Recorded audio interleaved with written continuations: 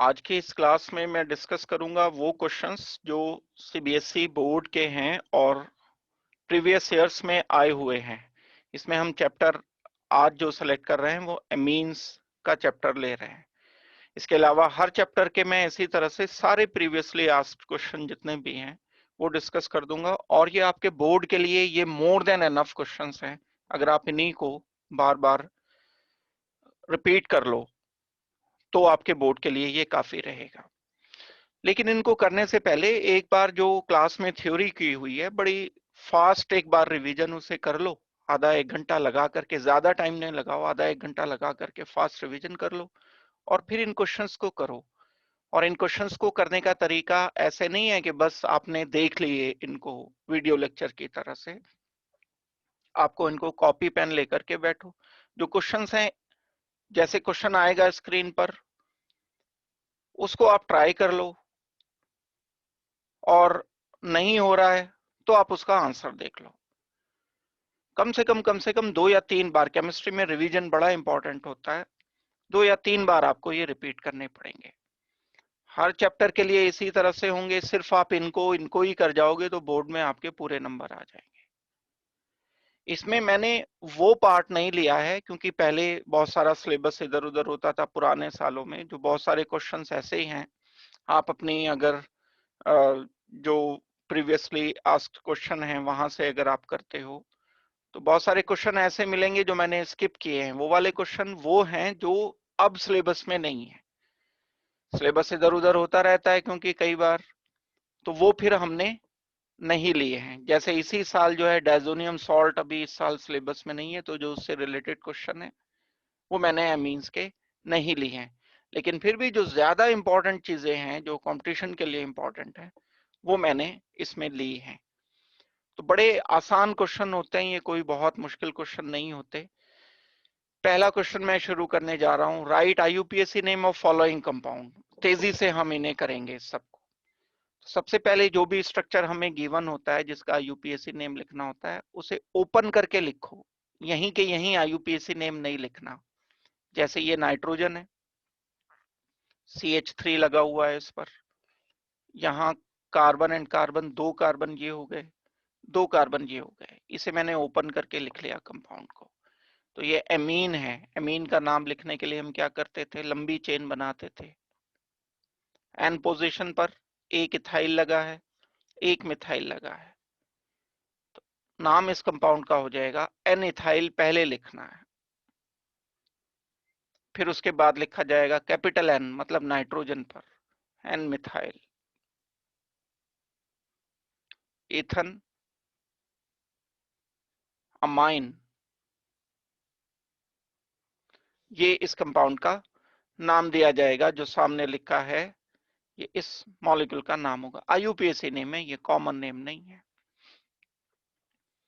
इसी तरह से ये जो मॉलिक्यूल लिखा है आईयूपीएसी नेम इसका लिखना होगा। पहले इसे ओपन करके लिखते हैं।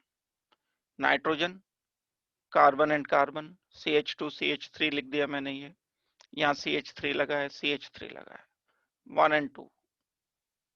नाइट्रोजन 1 कार्बन पर है। इथेन अमाइन है मॉलिक्यूल ये, इनफैक्ट इथन अमाइन।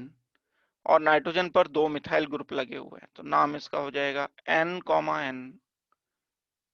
डाइमिथाइल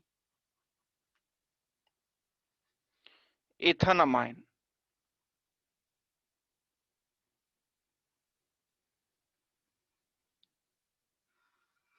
ये आईयूपीएसी नेमिंग इस मॉलिक्यूल की होगी। बस इसी से मिलते जुलते आते हैं। थोड़ा बहुत इधर उधर कर देंगे, इसमें एक कार्बन और बढ़ा करके दे देंगे, तो आपको इथेनमाइन की जगह प्रोपेलामाइन लिख देना, प्रोपनामाइन लिख देना होगा। ऐसे ही नेमिंग ये होती है। तीसरा ये कंपाउंड दिया है हमें, जैसे नाइट्रोजन पर CH3, नाइट्रोजन यहां लगा हुआ है CH3, एक H। स्ट्रक्चर लिखना है पहले, आईयूपीएसी नेम लिखने से पहले डायरेक्ट यही नहीं लिखना है। पहले आप इसका स्ट्रक्चर लिखोगे फिर उसके बाद करोगे। अब ये CH है, CH, और इस पर 2 CH3 लगे हैं, एक CH3 एक CH3। ये स्ट्रक्चर लिखा मैंने इसका। अब क्या रूल क्या होता है, लंबी से लंबी चेन बनानी है, 1 2 एंड 3। प्रोपन 2 अमाइन में नाइट्रोजन पर एक मिथाइल लगा है, तो ये हो जाएगा एन मिथाइल प्रोपन 2 अमाइन। ये 2 लिखना जरूरी है, अब यहां पर हम 1 स्किप कर रहे थे। इथन 1 अमाइन लिखते तो भी करेक्ट था इससे पहले वाले में, क्योंकि 1 पोजीशन पर नाइट्रोजन लगा हुआ है। लेकिन यहां हमें 2 अमाइन लिखना जरूरी होगा, नाइट्रोजन 2 पोजीशन पर है। भाई अगर ये होता जैसे, तो आप इसका नाम क्या लिखते, प्रोपन 2 अमाइन लिखते ना। तो प्रोपन 2 अमाइन में नाइट्रोजन से एक एच हटकर उसकी जगह CH3 लिख दिया बस हमने, तो एन मिथाइल प्रोपन 2 अमाइन नाम होगा इसका। ये IUPAC जैसे हमने रूल्स किए हैं उसी तरह से, इसीलिए मैं कह रहा हूं कि एक बार क्विक रिवीजन अपने नोट्स का करके फिर उसके बाद इन क्वेश्चंस को करना तो ज्यादा बेटर रहेगा। Arrange the following in increasing order of base strength. हमें इनकी बेस स्ट्रेंथ को कंपेयर करना है। थोड़ा सा आप देख लो शॉर्ट में, मैं कंसेप्ट भी रिवाइज कर रहा हूं। बेस कहते किसको हैं? बेस उसे कहते हैं जो अपना लोन पेयर देता है। जैसे नाइट्रोजन कंटेनिंग कंपाउंड में तो नाइट्रोजन ही बेस होता है हमेशा, बाकी और भी हो सकते हैं बेस, जैसे अमोनिया बेस है, जितना तेजी से ये अपना लोन पेयर देगा उतना ही स्ट्रॉन्ग बेस होगा। अब अगर कोई इलेक्ट्रॉन डोनेटिंग ग्रुप इसके साथ लगा हुआ है नाइट्रोजन पर, इलेक्ट्रॉन रिलीजिंग ग्रुप लगा दिए हमने, ER मतलब इलेक्ट्रॉन रिलीजिंग ग्रुप जो डोनेट कर रहे हैं, तो बेस स्ट्रेंथ इसकी बढ़ जाएगी, ज्यादा बेसिक होगा। और अगर कोई इलेक्ट्रॉन अपनी तरफ खींचने वाला ग्रुप लगा दिया, इलेक्ट्रॉन विड्रॉइंग ग्रुप मैंने लगा दिया, EW मतलब इलेक्ट्रॉन विड्रॉइंग, ये अपनी तरफ खींच रहा है इलेक्ट्रॉन इधर इस साइड आ, ये नाइट्रोजन का लोन पेयर अब इधर इंटरेक्ट होगा, दूसरों को अब ये डोनेट नहीं कर पाएगा, मतलब वीकर बेस हो जाएगा। तो ये एक सिंपल कंसेप्ट है बेस के लिए। जिस एलिमेंट पर लोन पेयर है उसकी बेस स्ट्रेंथ देखनी है। डोनेटिंग ग्रुप कौन कौन से होंगे, इलेक्ट्रॉन रिलीजिंग ग्रुप कौन कौन से होंगे, जैसे CH3 C2H5, ये बस 2-3 टाइप के ग्रुप होते हैं, एल्काइल बोल दो आप इनको। विड्रॉइंग ग्रुप कौन से हो सकते हैं, क्लोरीन है जैसे, ब्रोमीन है जैसे, NO2 ग्रुप है जैसे, CHO ग्रुप जैसे, ये सब इलेक्ट्रॉन विड्रॉइंग ग्रुप है। रेजोनेंस से भी विड्रॉ कर सकता है, कई बार NH2 ग्रुप के साथ अगर बेंजीन लगा है तो ये फिनाइल ग्रुप है, और फिनाइल ग्रुप इलेक्ट्रॉन को अपनी तरफ खींचता है। क्यों? रेजोनेंस कर लेगा, क्योंकि रेजोनेंस होगा बेंजीन पर, तो ये अपनी तरफ खींचेगा और विड्रॉइंग काउंट होगा, बेस स्ट्रेंथ कम हो जाएगी, एनिलीन की बेस स्ट्रेंथ कम होती है। तो अब ये बात ध्यान रखते हुए हम इस प्रॉब्लम को सॉल्व करते हैं, ये जो आपको मैंने अभी बताई है। एनिलीन स्ट्रक्चर यहां भी लिखने पड़ेंगे आपको, बिना स्ट्रक्चर लिखे प्रॉब्लम को सॉल्व करने का मतलब है गलती करने का चांस बढ़ा देना। Aniline, para nitro aniline. अब देखो जैसे ही हम लिखेंगे एकदम क्लिक कर जाएगा कि नाइट्रो ग्रुप तो इलेक्ट्रॉन विड्रॉइंग ग्रुप है, बेस स्ट्रेंथ कम कर देगा। पैरा टॉलिडीन, टॉलिडीन का मतलब ये हो गया कि यहां CH3 टॉलिन, टॉलिडीन NH2, तो ये रेफरेंस है, इसमें इलेक्ट्रॉन विड्रॉइंग ग्रुप लगा हुआ है जो बेस स्ट्रेंथ को कम करते हैं, ये इसमें इलेक्ट्रॉन रिलीजिंग ग्रुप लगा हुआ है जो बेस स्ट्रेंथ को बढ़ा देते हैं। ये रेफरेंस हो गया है फर्स्ट, इसको सेकंड बोलूंगा मैं, इसको थर्ड बोल दूंगा।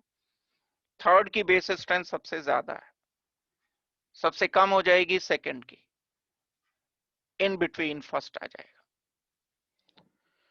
थर्ड क्यों ज्यादा है? क्योंकि इलेक्ट्रॉन डोनेटिंग ग्रुप लगे हैं, इलेक्ट्रॉन रिलीजिंग ग्रुप लगे हैं थर्ड में। Electron withdrawing group base strength को कम कर देगा। सब में बेंजीन है, ये तो डिसाइडिंग नहीं है तीनों, ये तो बेंजीन तीनों में है। NO2 एंड CH3 चेंज लेकर के आएगा, NO2 विड्रॉ करेगा, CH3 डोनेट करेगा, डोनेट करने वाला बेस स्ट्रेंथ बढ़ा देगा, विड्रॉ करने वाला बेस स्ट्रेंथ को कम कर देगा। ये बेस स्ट्रेंथ के ऑर्डर है। ये कंसेप्ट बातें याद भी रखनी पड़ेंगी, क्वेश्चन रट के नहीं काम चलेगा, क्योंकि क्वेश्चन क्या करते हैं बोर्ड में, थोड़े से चेंज कर देते हैं, कल को एनिलीन की जगह कोई और लिख देंगे जो क्वेश्चन आएगा। तो फिर थोड़े थोड़े ये छोटे छोटे कंसेप्ट सीख करके करोगे तो चेंज भी आ गया तो आप सॉल्व कर पाओगे।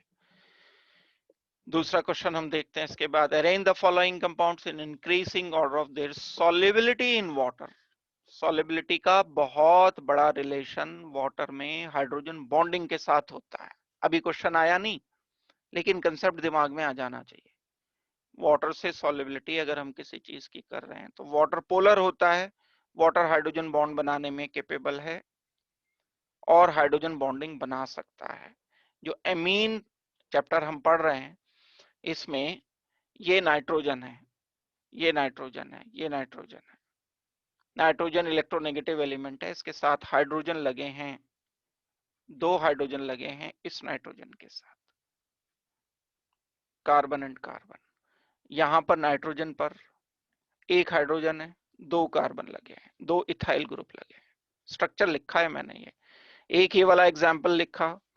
C6H5, इसे शॉर्ट में मैं फिनाइल लिख सकता हूं, लेकिन चलो PH लिख लेते हैं, बेंजीन लिख लेते हैं, और NH2 है। 2 फैक्टर वर्क करेंगे यहां इस क्वेश्चन में।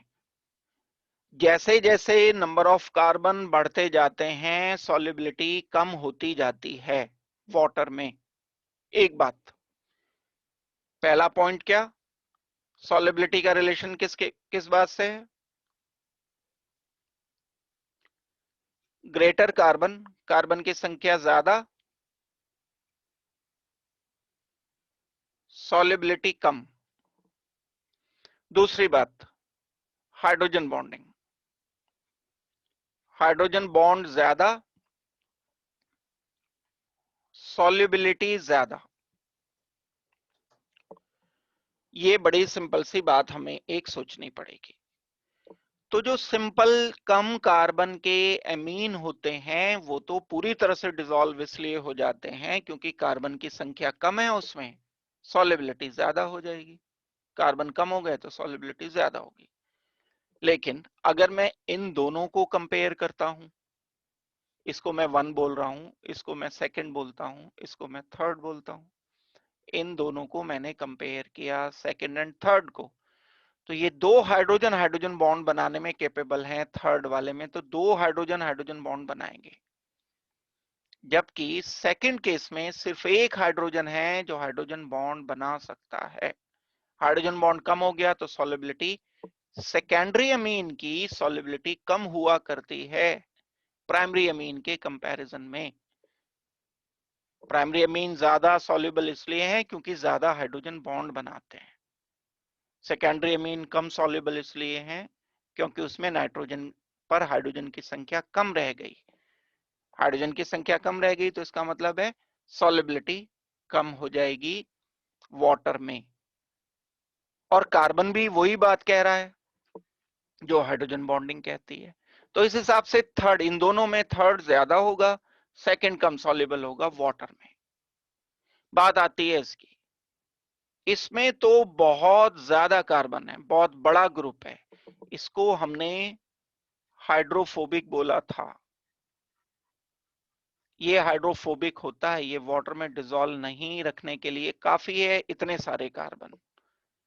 तो जो एनिलीन होता है वो वाटर में बहुत ही कम या ना के बराबर सॉल्युबल होता है, जबकि जो प्राइमरी अमीन है वो ज्यादा सॉल्युबल होंगे और जो सेकेंडरी अमीन है वो कम सॉल्युबल है। ऑर्डर जो हो जाएगा, फर्स्ट सबसे, थर्ड सबसे ज्यादा, फिर उससे कम सेकंड, सबसे कम आ जाएगा 1। ये order of solubility in water रहेगा। तो कंसेप्ट क्या है, 2 बातों पर डिपेंड करता है। पहली बात क्या है, पहली बात है कार्बन की संख्या, दूसरी बात है हाइड्रोजन बॉन्डिंग। नेक्स्ट क्वेश्चन देखते हैं, विच of the two is more basic. अब यहाँ कारण भी बताना है, ऐसे क्वेश्चन बहुत आते हैं बोर्ड में, एक लाइन में 2 लाइन में आपको रीजन भी लिखना होगा। जैसे हम बोल रहे थे अभी electron releasing, electron withdrawing group, base strength के लिए और भी बहुत सारे कारण हो सकते हैं। ये 2 दे दिए गए कंपाउंड, ये दोनों के दोनों कंपाउंड में बेंजीन तो है, इसमें भी बेंजीन है, इसमें भी बेंजीन है, लेकिन जो पहले वाला कंपाउंड है टॉलिडीन, इसमें एक CH3 ग्रुप लगा हुआ है। CH3 group electron releasing group है। इलेक्ट्रॉन रिलीजिंग ग्रुप अपने इलेक्ट्रॉन डोनेट करके इस लोन पेयर की डेंसिटी को बढ़ा देते हैं। इसलिए मैं बोलूंगा toluidine is more basic. First is, ये फर्स्ट है और ये सेकंड है। इसका नाम है टॉलिडीन, नाम याद रखना भी काम का है आपके लिए। सेकंड है एनिलीन। तो first is more basic. Reason, because of presence of CH3, because CH3 group is electron donating,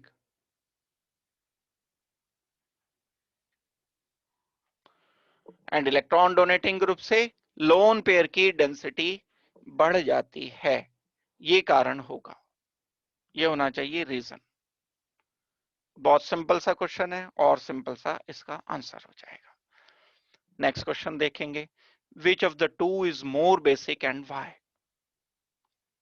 ये भी बड़ा आसान क्वेश्चन है, बिल्कुल पहले से मिलता जुलता सा क्वेश्चन है, बस क्वेश्चन चेंज हुआ है। जैसे NH3, क्या अंतर है मिथाइल एमीन में एंड अमोनिया में। यहां NH3 में एक H हटाकर मैंने एक CH3 लगा दिया जो कि इलेक्ट्रॉन रिलीजिंग ग्रुप है। इलेक्ट्रॉन रिलीजिंग ग्रुप क्या करेगा, बेस स्ट्रेंथ को बढ़ा देगा। रीजन क्या दोगे, CH3NH2 is more basic than ammonia, base strength इसकी ज्यादा हो गई। ये क्वेश्चन थोड़ा सा चेंज करके भी पूछ लेंगे। एक Kb वैल्यू होती है, इसकी Kb वैल्यू ज्यादा है, इसकी Kb वैल्यू कम है। Kb value of CH3NH2 is greater. ऐसे क्वेश्चन मान लो चेंज कर दिया, विच of the following have greater Kb value, मतलब ज्यादा बेसिक कौन सा है, जिसकी Kb वैल्यू ज्यादा होगी वो ज्यादा बेसिक होगा। ये मेरे पास एक हो गया, इसको मैंने ज्यादा Kb वैल्यू बताई और अमोनिया की वैल्यू Kb जो होगी कंपैरेटिवली कम आएगी क्योंकि ये कम बेसिक है। जो Kb वैल्यू होती है, एक तीसरे तरह से क्वेश्चन पूछा जा सकता है, Kb जो होता है माइनस लॉग Pkb, नहीं, Pkb is equal to minus log Kb। जैसे हम लिखते हैं ना pH is equal to minus log hydrogen ion concentration, तो Pkb निकाला जा सकता है अगर Kb, माइनस साइन इंडिकेट क्या करता है यहां, अगर Kb की वैल्यू ज्यादा है तो Pkb कम होगा।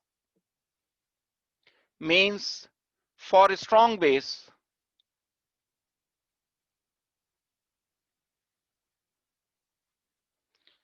Kb तो ज्यादा होगा लेकिन Pkb कम होगा।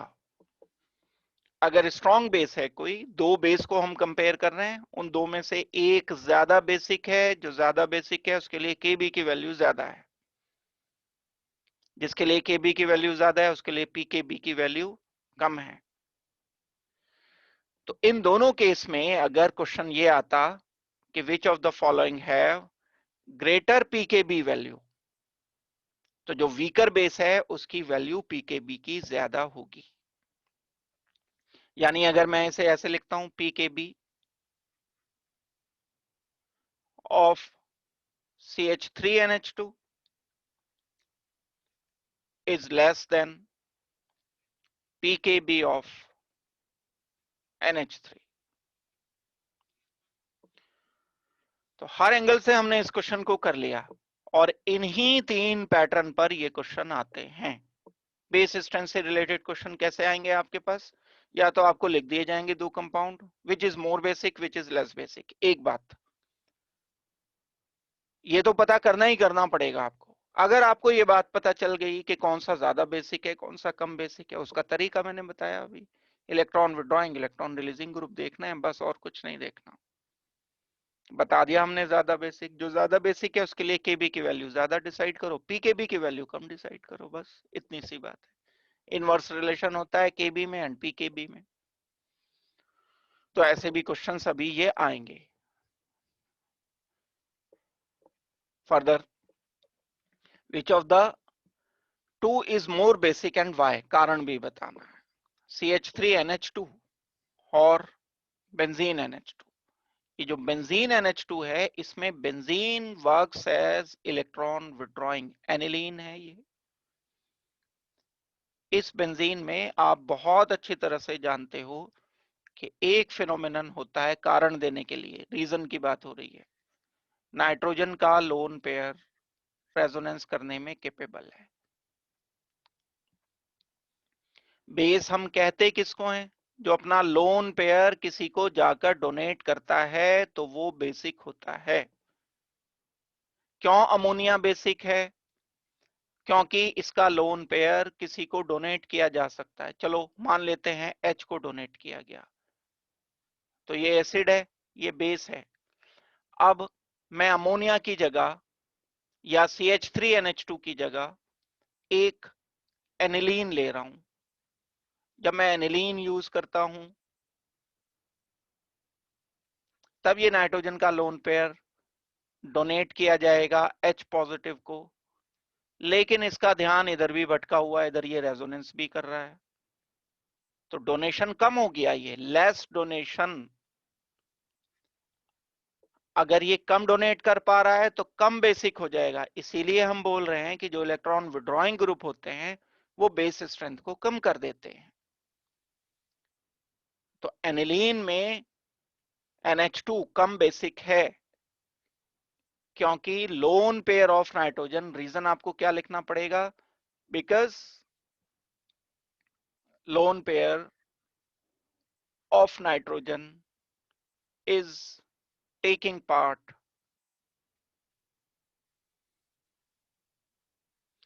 in resonance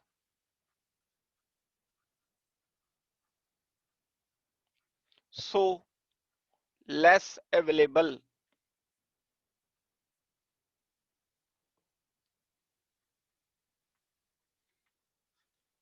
जबकि दूसरा मॉलिक्यूल हमें गिवन है CH3NH2, अब ये तो कोई रेजोनेंस नहीं कर रहा है, बल्कि और उल्टा ये इसको बाहर पुश ही कर रहा है कि जा भाई तू जा यहां से। ये तो जाना चाहता था और CH3 ने डोनेट करके इसको बोला कि और ज्यादा जा, यानी H पॉजिटिव को आसानी से ये डोनेट कर पा रहा है। तो हम ये बोलते हैं कि CH3NH2 is more basic in comparison of aniline, क्योंकि नाइट्रोजन एनिलीन में रेजोनेंस किए हुए है, अवेलेबल नहीं है, इसलिए इसकी बेस स्ट्रेंथ कंपैरेटिवली एनिलीन की कम हो जाएगी। IUPAC का क्वेश्चन आ गया दोबारा से, ये एक कंपाउंड दिया। अब यहाँ ये देखो बोर्ड में ही आया हुआ क्वेश्चन है, मल्टी फंक्शनल ग्रुप का क्वेश्चन है ये फंक्शनल ग्रुप दो हैं, CHO NH2। CHO बड़ा फंक्शनल ग्रुप होता है NH2 के कंपैरिजन में, इसको प्रायोरिटी पर रखेंगे हम, गिनती इसे देंगे पहला, नाम भी इसी के अकॉर्डिंग लिखेंगे। थोड़ी देर के लिए छोड़ दो NH2, देखो ही मत। 1 2 3 4 नाम इसका हो जाता ब्यूटेनल, ब्यूट AN सेचुरेटेड है क्योंकि, AL बोलते हैं हम इस एल्डिहाइड के लिए। 1 अल भी बोल सकते थे आप, ये तो हो गया नाम, लेकिन इसमें कार्बन नंबर 3 पर NH2 लगा है, इसे हमें लिखना पड़ेगा प्रीफिक्स। जब हम NH2 को प्रीफिक्स लिखते हैं तो एमिनो लिखते हैं, एमीन या अमाइन नहीं, एमिनो लिखते हैं। तो ये हो जाएगा 3 एमिनो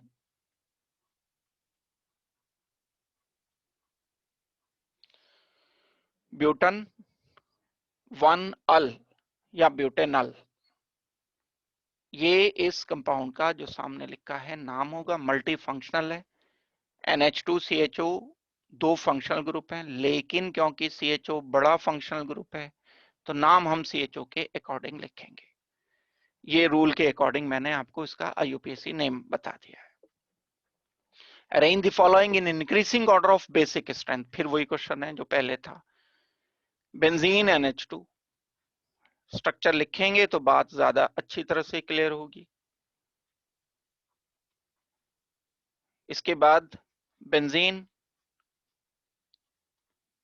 NHCH3,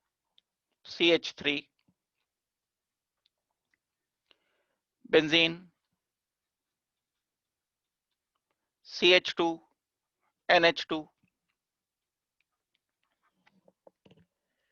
इन दो के केस में जो पहला और दूसरा मैंने लिखा है ये वाला, nitrogen is taking part in resonance, this loan pair is less available,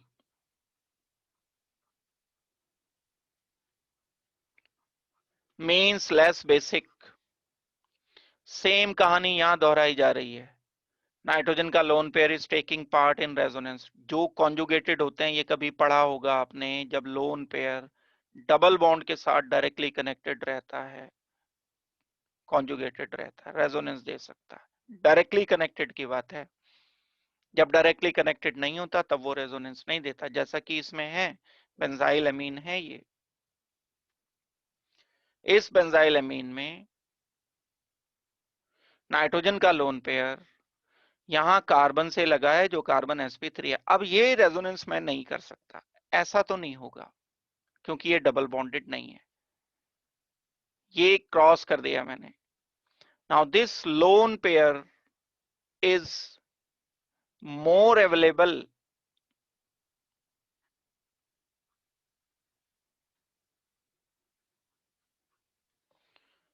तो ये अगर मैं 1 बोलता हूं, इसको सेकंड बोल रहा हूं, इसको मैं थर्ड बोल रहा हूं, तो इन दोनों में तो कम अवेलेबल है, रेजोनेंस हो रहा है, इसमें ज्यादा अवेलेबल है, तो सबसे ज्यादा बेसिक तो हो गया हमारा थर्ड,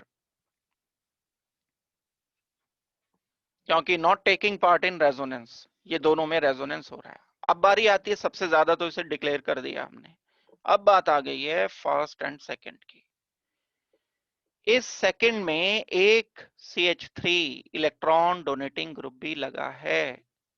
इलेक्ट्रॉन डोनेटिंग ग्रुप क्या करेगा, थोड़ा सा इसे पुश करेगा देने के लिए। यहां पर ऐसा कुछ भी नहीं है, यहां तो सिर्फ एक नेगेटिव इफेक्ट है। नेगेटिव इफेक्ट का मतलब मेरा कि बेस स्ट्रेंथ को कम करने वाला इफेक्ट है।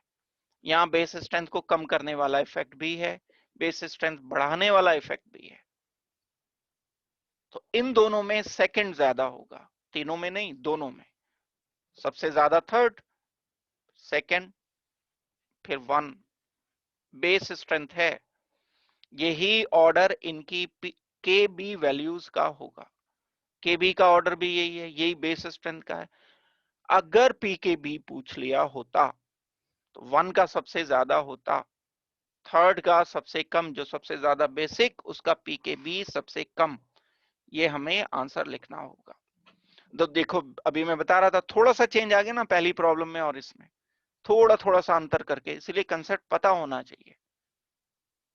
सिर्फ रटे रटाए से कुछ क्वेश्चंस हो जाते हैं, लेकिन ज्यादातर नहीं होते रटे रटाई बात करने से। तो कंसेप्ट समझ के पढ़ने की कोशिश करनी है। बेस स्ट्रेंथ हमने डिसाइड कर दी, स्ट्रक्चर बताने हैं। ये वाले जो क्वेश्चन हैं इनमें हमें स्ट्रक्चर डिसाइड करने हैं। अब इस क्वेश्चन में हमें स्ट्रक्चर ड्रॉ करना है।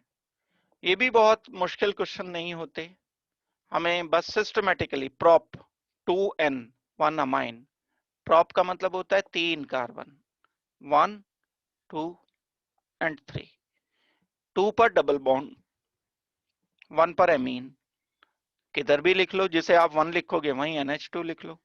NH2, तो अब इसे 1 ही लिखना पड़ेगा क्योंकि 1 पर लिखा है NH2, और 2 पर डबल बॉन्ड, 2 3 2 पर डबल बॉन्ड, हाइड्रोजन पूरे कर दो। NH2 यहां पर आ जाएगा CH2, CH and CH2, valency के अकॉर्डिंग हाइड्रोजन पूरे किए हैं। बस ये इस मॉलिक्यूल का स्ट्रक्चर होगा जो सामने लिखा गया है। दूसरा क्वेश्चन है एन मिथाइल इथेनमाइन, वर्ड रूट से नाम शुरू करो सबसे पहले। एथ, एन अमाइन, एथ मतलब 2 कार्बन, अमाइन मतलब NH2, ये इथेनमाइन लिख दिया मैंने। एन पोजीशन पर नाइट्रोजन पर क्या लिखना है, मिथाइल लिखना है, CH3 लिखना है। बस बाकी बचे हुए हाइड्रोजन फिल कर दो, पूरे कर दो। यहाँ H2 में लिखूंगा, यहाँ CH3 में लिखूंगा। तो ये मॉलिक्यूल का स्ट्रक्चर लिखा गया, एन मिथाइल इथेनमाइन। तो ऐसे ही और भी आप लिख सकते हो। स्टार्ट कहां से करना है, वर्ड रूट से स्टार्ट करना है। IUPAC नेमिंग अगर लिखी हुई है, हमें दी हुई है, जैसे हम नाम लिखते हैं तो क्या करते हैं, सबसे पहले वर्ड रूट देखते हैं ना, पहचान वर्ड रूट की करते हैं। ऐसे ही यहां पर जब कोई नाम दिया है उसका स्ट्रक्चर लिखना है तो वर्ड रूट देखो, फिर सफिक्स देखो, सेकेंडरी सफिक्स जो हमें गिवन है वो देखो। AN प्राइमरी सफिक्स है, ये पूरा नाम लिखकर फिर प्रीफिक्सेस बाद में कनेक्ट करो। ये ऑर्डर अगर लिखोगे तो नाम गलत नहीं लिखोगे कभी भी। तीसरे नंबर पर हम देखते हैं 2 एमिनो टॉलिन, ये नाम लिखेंगे हम, पहले टॉलिन लिखेंगे। टॉलिन लिखा जाता है CH3, ये टॉलिन का स्ट्रक्चर है। इसके 2 पोजीशन पर, 1 एंड 2 पोजीशन पर हमने NH2 लिखना है, बस एमिनो। 2 एमिनो टॉलिन का ये स्ट्रक्चर लिखा जाएगा। टॉलिन को एज इट इज IUPAC ने अडॉप्ट कर रखा है, जैसे बेंजीन का नाम IUPAC ने ले लिया है, ऐसे टॉलिन का नाम भी एज इट इज ले लिया गया है। बहुत सिंपल है, कोई बड़ा मुश्किल काम नहीं है इनके स्ट्रक्चर को ड्रॉ करना। इसके बाद IUPAC नेम इन कंपाउंड के लिखने हैं। अब इस केस में एक तरफ है फंक्शनल ग्रुप, एक तरफ है डबल बॉन्ड। अगर आपको रूल याद है तो हम पहली प्रायोरिटी काउंटिंग के लिए फंक्शनल ग्रुप को देते हैं। पहला नंबर इसे देंगे, नंबर 2, नंबर 3, नंबर 4, क्योंकि इसे सफिक्स लिखने वाले हैं हम। हाँ, अगर क्लोरो, ब्रोमो, नाइट्रो वगैरह कोई ग्रुप होता जो प्रीफिक्स लिखा जाता है, फिर डबल बॉन्ड को प्रायोरिटी देते, क्योंकि क्लोरो तो पहले लिखा जाता है, एमीन तो बाद में लिखा जाता है, सफिक्स होता है। सफिक्स को हमेशा प्रायोरिटी दी जाती है काउंटिंग में और नाम लिखने में भी। तो मैं इसका नाम ऐसे नहीं लिखूंगा 1 एमिनो ब्यूटीन, 1 एमिनो तो प्रीफिक्स बोल दिया, मैं इसे बोलूंगा ब्यूटन अमाइन, और ब्यूटन में AN की जगह EN लिखना होगा कार्बन नंबर 3 पर। तो नाम लिखने के लिए ब्यूट, वर्ड रूट 3 पोजीशन पर N, इन पूरा लिखना चाहिए था लेकिन E ओमिट कर दिया जाता है, स्किप कर दिया जाता है, ताकि उसके बाद में हम सफिक्स जोड़ सकें। 1 अमाइन, 1 पोजीशन पर अमाइन लिखा गया है, ब्यूट 3N 1 अमाइन, ये IUPAC नेमिंग रहेगी। जैसे ये है स्ट्रक्चर, हमें ओपन करना चाहिए। नाइट्रोजन, कार्बन कार्बन है, इथाइल 3 इथाइल है ना, 3 इथाइल है तो हमने ये लिखा। काउंटिंग नाइट्रोजन वाले कार्बन से कहीं एक तरफ सबसे लंबी काउंटिंग, ये तो तीनों एक ही जैसे हैं, किधर से भी कर दो। नाम ओरिजिनली हमें इसका लिखना चाहिए था ऐसे, इतना नाम लिखा जाएगा, और ये प्रीफिक्स हैं, मींस मैं लिखूंगा इथेनमाइन एथ एन अमाइन, ये तो है रूट नेम। और इस इथेनमाइन पर नाइट्रोजन पर दो ग्रुप लगे हुए हैं जो कि प्रीफिक्स हैं। तो मैं लिखूंगा N comma N di ethyl ethanamine, ये इसका आईयूपीएसी नेम रहेगा। पहले हम ओपन करके लिखें किसी गिवन स्ट्रक्चर को, फिर उसके बाद हम उसका नाम लिखने की कोशिश करें। ये गिवन मॉलिक्यूल है, ओपन करके लिखना है। एन लिख लो, एच लिख लो, इस पर इथाइल लिख लो CH2CH3, और यहां CH2CH3, ये मॉलिक्यूल है जो दिया हुआ है। कार्बन नंबर 1, नंबर 2, ये भी इथेनमाइन है। अगर ये नहीं होता, यहाँ H होता है इसकी जगह, तो मैं इसे इथेनमाइन लिखता।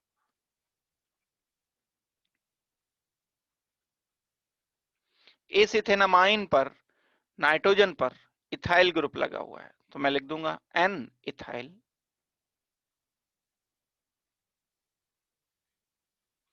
इथेनमाइन। यहां दो थे बस, NN डाई इथाइल बोल दिया था, यहाँ N इथाइल बोल दिया। ये आईयूपीएसी नेम इस कंपाउंड का होना चाहिए। बहुत काम के क्वेश्चंस हैं ये, बहुत आते हैं ऐसे बोर्ड में। Arrange the following compound in decreasing order of pKb, यानी बेसिक स्ट्रेंथ के इंक्रीजिंग ऑर्डर में लिखना है। pKb कम, बेस ज्यादा, pKb ज्यादा, बेसिक स्ट्रेंथ कम, ये रिलेटेड हैं चीजें। बेस स्ट्रेंथ ज्यादा है तो Kb भी ज्यादा होगा, Kb, लेकिन pKb कम रहेगा। ये ऑर्डर ध्यान रखना है बस, जो सामने लिखा है। तो हमें तो चेक, तो क्योंकि मैं कोई कैलकुलेशन तो करूंगा नहीं कि पीकेबी की वैल्यू एग्जैक्ट न्यूमेरिकल वैल्यू निकाल लूंगा, तो मुझे तो बेस स्ट्रेंथ चेक करनी है। क्वेश्चन वही है जो पुराना है, नया क्वेश्चन नहीं है ये। इन दो का बताना है, बड़ा सिंपल क्वेश्चन है, अभी हम सॉल्व कर भी चुके हैं। बेंजीन पर ग्रुप लगा हुआ है एक NH2, नाइट्रोजन का लोन पेयर रेजोनेंस करने में इंटरेस्टेड है। बेसिक था ये, क्यों? क्योंकि ये डोनेट किया जा रहा था H पॉजिटिव को, लेकिन ये लोन पेयर बेंजीन में भी डिलोकलाइज हो रहा है, ध्यान भटक गया इसका। H पॉजिटिव को देने के साथ साथ इधर भी इसकी अटेंशन डाइवर्ट हो रही है, कम बेसिक हो जाएगा। दूसरे का स्ट्रक्चर हम बनाएं, बेंजीन, वही केस यहां पर भी है, यहां भी नाइट्रोजन का लोन पेयर रेजोनेंस ही कर रहा है, लेकिन एक एडिशनल पार्ट इसे ये मिल गया, सपोर्ट के CH3 इलेक्ट्रॉन डोनेटिंग है, ये बेसिक ज्यादा होगा। बेस स्ट्रेंथ की बात अगर मैं करता हूं, Kb की बात करता हूं, तो ये ज्यादा बेसिक, ये कम बेसिक, लेकिन इसकी pKb कम हो जाएगी, इसकी pKb ज्यादा हो जाएगी। रिवर्स ऑर्डर लिखना चाहिए, यानी अगर मैं इसको 1 कहता हूं, इसको मैं 2 कह देता हूं, तो 2 की pKb कम, 1 की pKb ज्यादा। अब आपको डिक्रीसिंग ऑर्डर में लिखना है, तो डिक्रीसिंग ऑर्डर का मतलब 1 की ज्यादा इधर करके लिख दो, सेकंड की कम लिख दो, ऐसे लिख दो, बात तो एक ही है, उससे क्या फर्क पड़ रहा है। इंक्रीसिंग ऑर्डर ऑफ बेस स्ट्रेंथ है ये, रहेगा तो यही ना। तो वेल पीकेबी वैल्यूज हमने यहां पर इनकी लिखी, और भी मींस बेसिक स्ट्रेंथ का ही ऑर्डर है। नाइट्रोजन पर दो ग्रुप लगे हुए हैं, इथाइल, सारा का सारा ध्यान इसका H को डोनेट करने में है लोन पेयर का, कहीं ध्यान नहीं भटक रहा है। क्यों नहीं? क्योंकि ये रेजोनेंस नहीं करेगा इधर, डबल बॉन्ड थोड़ी है जो रेजोनेंस करेगा, बल्कि और उल्टा ये ग्रुप इसे प्रमोट कर रहे हैं, मोटिवेट कर रहे हैं कि दो इलेक्ट्रॉन दो, डोनर हैं इलेक्ट्रॉन दो, बेस स्ट्रेंथ ज्यादा होगी। जबकि यहां एक ग्रुप बेंजीन नाइट्रोजन पर लगा हुआ है, ये नाइट्रोजन अपना लोन पेयर डोनेट करना चाहता था, लेकिन रेजोनेंस करवा दिया इसने, ध्यान इधर अट्रैक्ट कर लिया। अब ये डोनेट कम कर पाएगा, H पॉजिटिव को कम दे पाएगा। Weaker base, this is weaker base, क्योंकि ये कम डोनेट होगा। ये स्ट्रॉन्गर बेस, क्योंकि ये अवेलेबल है, क्योंकि इसे इलेक्ट्रॉन को पुश करने वाले, डोनेट करने वाले ग्रुप लगे हुए हैं, खींचने वाले ग्रुप नहीं लगे हुए हैं। आप इस साइड चलते चले जा रहे हो, सपोज करते हैं यहां जा रहे हो इस साइड, यहां से पकड़ के कोई आपको इधर खींचना शुरू कर देता है उल्टा, तो आपकी स्पीड कम हो जाएगी, डोनेट करने की tendency, that means lone pair की कम हो जाएगी। इसने अपनी तरफ खींच लिया ऐसे लोन पेयर को। आप इधर जा रहे हो, कोई आपको और पुश करना शुरू कर देता है इधर से, तो आपकी स्पीड तेज हो जाएगी और आसान हो जाएगा। बस वैसी ही कंडीशन है बेस स्ट्रेंथ की। तो जब बेस स्ट्रेंथ पता चल गई, इसकी बेस स्ट्रेंथ ज्यादा है, तो इसकी पी के बी कम होगी, इसकी पी के बी ज्यादा होगी। ये ऑर्डर हमें लिखना पड़ेगा। बेस स्ट्रेंथ एक बार पता चल गई, बस फिर तो हम इसे सॉल्व कर सकते हैं। अब हमें इन क्वेश्चंस में रीजन बताने हैं। Kb values for aniline is more than methylamine। पहले तो रीजन पता होना चाहिए, लिखना बाद की बात है। एनिलीन की बात की गई है, अब लिखना सीखो यहां कि हम लिखेंगे क्या। ये एनिलीन है, ये मिथाइलेमीन है।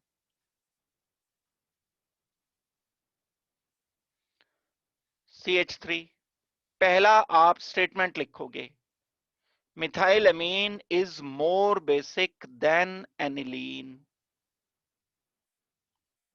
Because in methylamine, CH3 group is electron donating group. In aniline, benzene group is electron withdrawing group. ये हमने कारण बता दिया बेस स्ट्रेंथ का। अब पीकेबी पर आ गए दूसरे स्टेटमेंट में। The molecules which are more basic have less value of pKb because Kb या pKb is equal to minus log Kb। ये आपको लिखना पड़ेगा।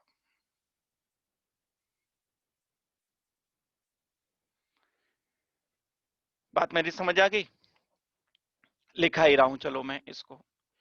पहली लाइन क्या लिखोगे? स्टेटमेंट नंबर 1, पहली वाली लाइन आपको लिखनी होगी, अपना रीजन देते हुए एक लाइन। सेकंड लाइन देखो क्या लिखोगे आप। ये आपको दूसरी लाइन लिखनी है अपने आंसर के सपोर्ट में। जिन मॉलिक्यूल की बेस स्ट्रेंथ ज्यादा है उनका केबी भी ज्यादा होगा, और जिनका केबी ज्यादा होता है उनका पीकेबी कम होता है, क्योंकि जो रिलेशन है pKb is equal to minus log Kb, ये रिलेशन है। तो एक्सप्लेन करना आना चाहिए। मान लो 2 नंबर में आता है ये क्वेश्चन, 2 मार्क्स में आ गया, तो कम से कम 2 लाइनें तो लिखनी बनती हैं। पहला काम तो स्ट्रक्चर लिखने का है, सही स्ट्रक्चर सही लिखने के बाद ये आपको आगे प्रोसीड करना पड़ेगा। चलो नेक्स्ट देखते हैं, दूसरा क्वेश्चन देखते हैं इसके बाद। Ethylamine is soluble in water whereas aniline is not soluble।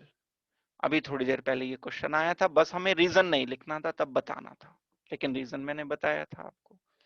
इथाइलेमीन में कार्बन की संख्या कम है, हाइड्रोजन बॉन्डिंग तो दोनों में बराबर हो रही है, हाइड्रोजन बॉन्डिंग कारण नहीं दे सकते आप। बेंजीन के साथ NH2 ग्रुप अगर लगा हुआ है तो हाइड्रोजन बॉन्डिंग तो इसमें और इसमें बराबर है, लेकिन नंबर ऑफ कार्बन ज्यादा है, more carbon atoms are there.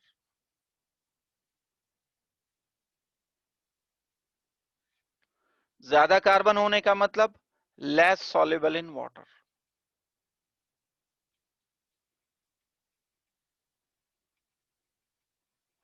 Come carbon है, 2 कार्बन है इथाइल एमीन में, लेस कार्बन होने का मतलब, आपको बताया था ना, जो कार्बन वाला पार्ट होता है वो हाइड्रोफोबिक पार्ट होता है, वाटर में इंसॉल्युबल रखने की कोशिश करता है। हाइड्रोफोबिक पार्ट इसमें छोटा है, ज्यादा डिसॉल्व होगा, लेस कार्बन मोर सॉल्युबल।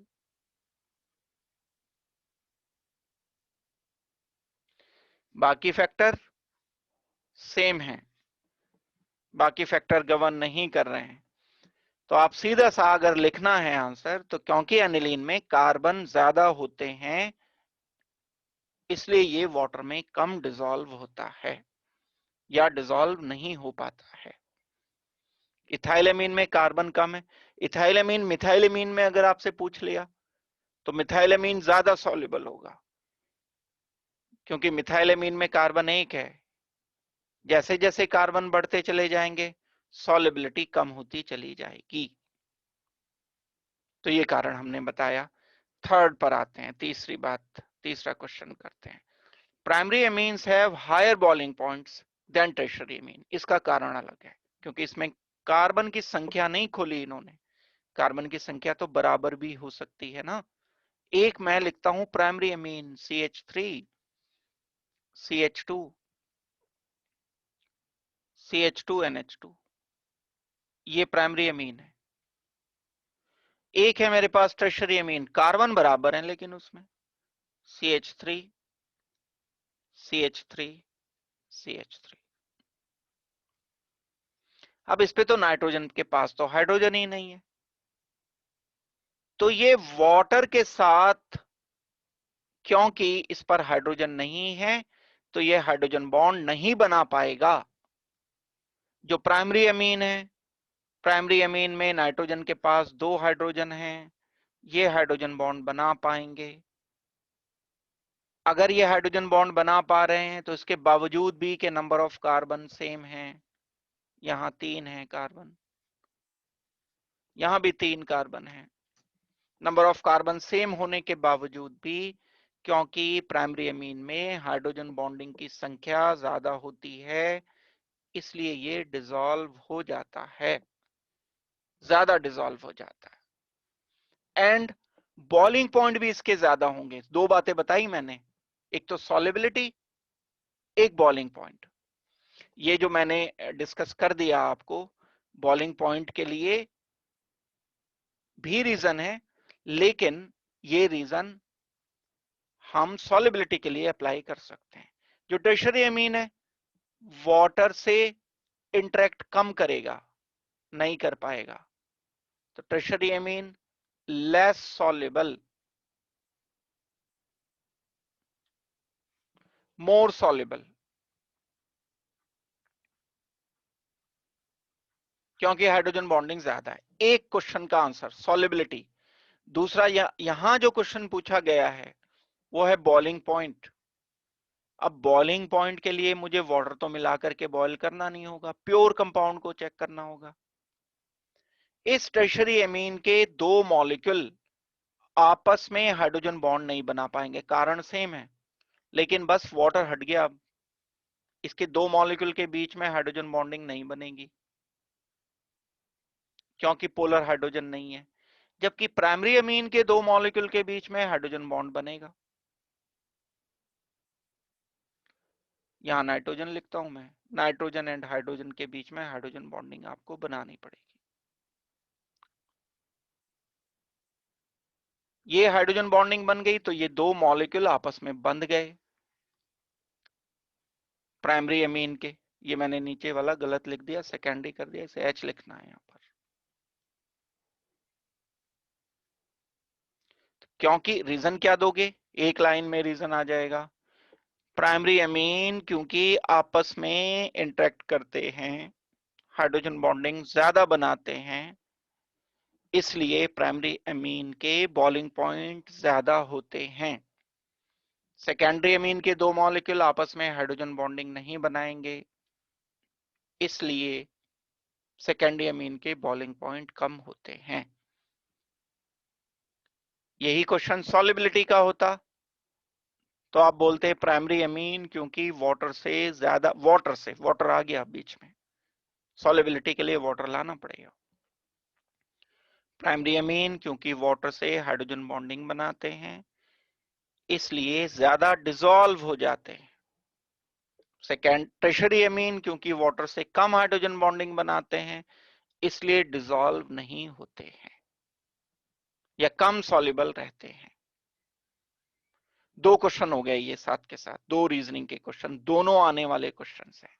देखो ये भी तो सॉल्युबिलिटी का है ना, तो ऐसे सॉल्युबिलिटी इसकी भी पूछी जा सकती है। वेल, नेक्स्ट क्वेश्चन करते हैं, इसके बाद हम रीजन देना है। Aniline is weaker base than cyclohexylamine. बिना स्ट्रक्चर लिखे काम नहीं चलेगा। एनिलीन NH2 लिख दिया, साइक्लोहेक्साइलएमीन साइक्लोहेक्सेन पर NH2। ये रेजोनेंस नहीं कर सकता, ये डोनेट करेगा किसी को, H पॉजिटिव को करेगा। सारा का सारा ध्यान बस इधर डोनेशन में है। This can not take part in resonance. भाई डबल बॉन्ड कहां है जो रेजोनेंस करा दोगे, इसका रेजोनेंस नहीं करेगा। No resonance means lone pair is more available for donation, that's why it is more basic. जबकि यहां ये लोन पेयर डोनेट करने चला था और ध्यान खींच लिया इसका मोबाइल ने, नहीं बेंजीन रिंग ने, तो ये रेजोनेंस कर दिया। और दूसरी बात है, ये मानता भी नहीं कि मेरा ध्यान इसने खींच रखा है। एक ये तो है ही है कि डाइवर्ट हो गया ध्यान इसका, डोनेट करना था, फोकस करना था एच को लोन पेयर डोनेट करने में ताकि ज्यादा बेसिक हो जाता, ध्यान हो गया डाइवर्ट इधर लोन पेयर डोनेट करने में बेंजीन के। तो दो बातें हैं, एक तो उसका ध्यान डाइवर्ट हुआ, दूसरी बात है इसे पता भी नहीं है, ये मानता भी नहीं है बात को। वो तो कहता है नहीं मैं तो ठीक हूं, बस मैं तो बस कोई और ही कारण है जो मैं कम बेसिक हूं।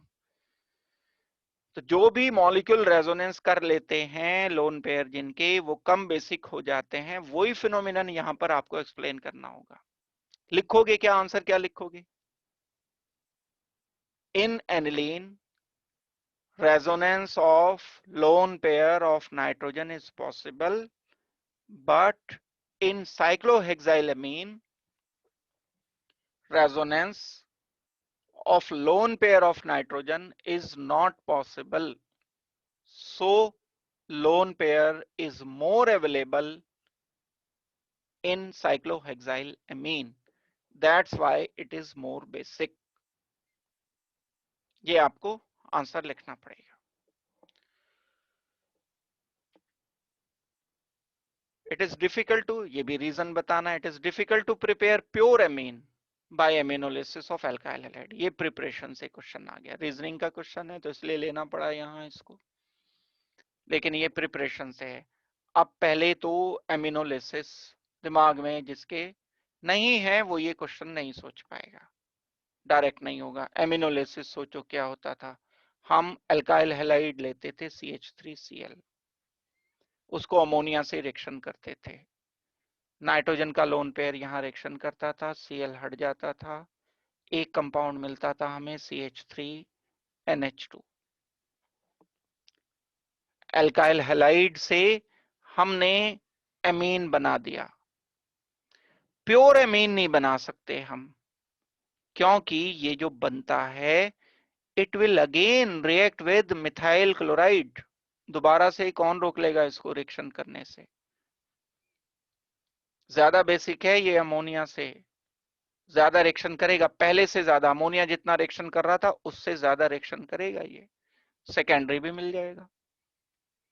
आपको एक लिमिटेशन लिखाई थी इस एमिनोलिसिस की कि मिक्सचर फॉर्मेशन होती है प्राइमरी सेकेंडरी टर्शियरी एमीन की।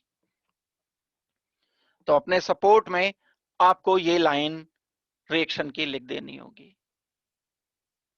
क्यों डिफिकल्ट है प्योर एमीन बनाना?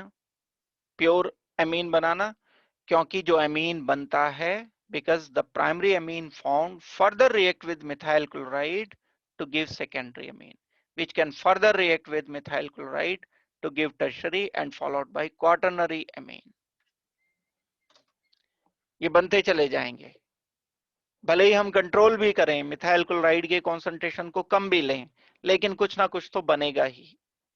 तो उसके लिए पहले आपको ये पता होना चाहिए कि एमिनोलिसिस प्रोसेस क्या होता है। अब इक्वेशन पर बात आ गई है।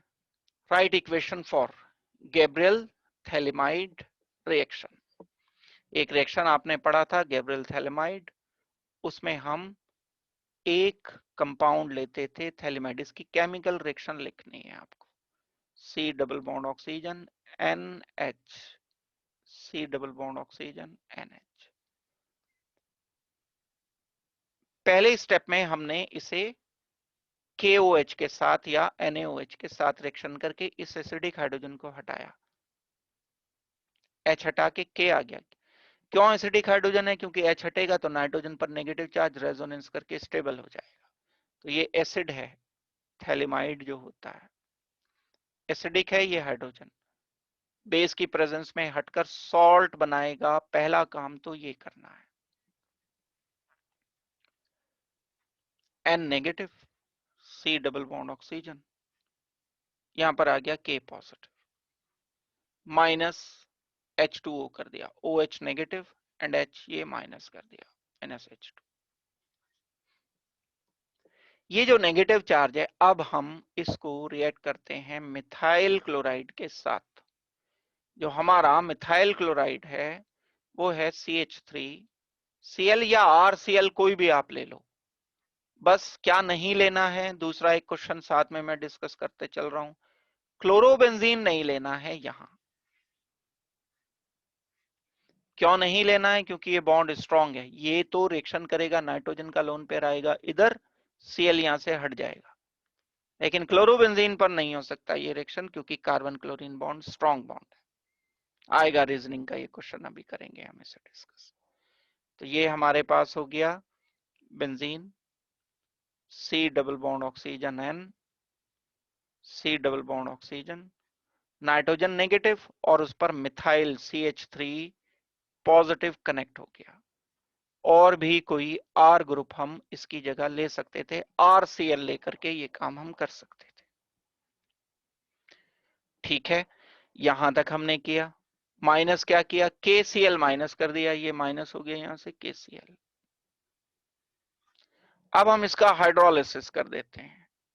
HOH के साथ रिएक्शन जब करेंगे, कंप्लीट हाइड्रोलिसिस करने पर यहां पर OH आ गया, यहाँ H हो गया, यहाँ पर OH लिख दोगे, यहाँ H लिख दोगे। CH3NH2 हमें प्रोडक्ट मिला। प्रोडक्ट जो मिल गया हमें, एक प्राइमरी एमीन मिला CH3 नाइट्रोजन, और ये दो हाइड्रोजन कहां से आए? हाइड्रोलिसिस वाले स्टेप से आए।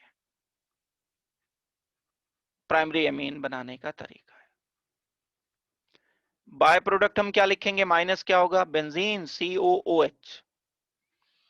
बाय प्रोडक्ट हमें लिखना होगा phthalic acid benzene, C double bond oxygen, यहां OH, ये वाला OH, C double bond oxygen, ये वाला OH।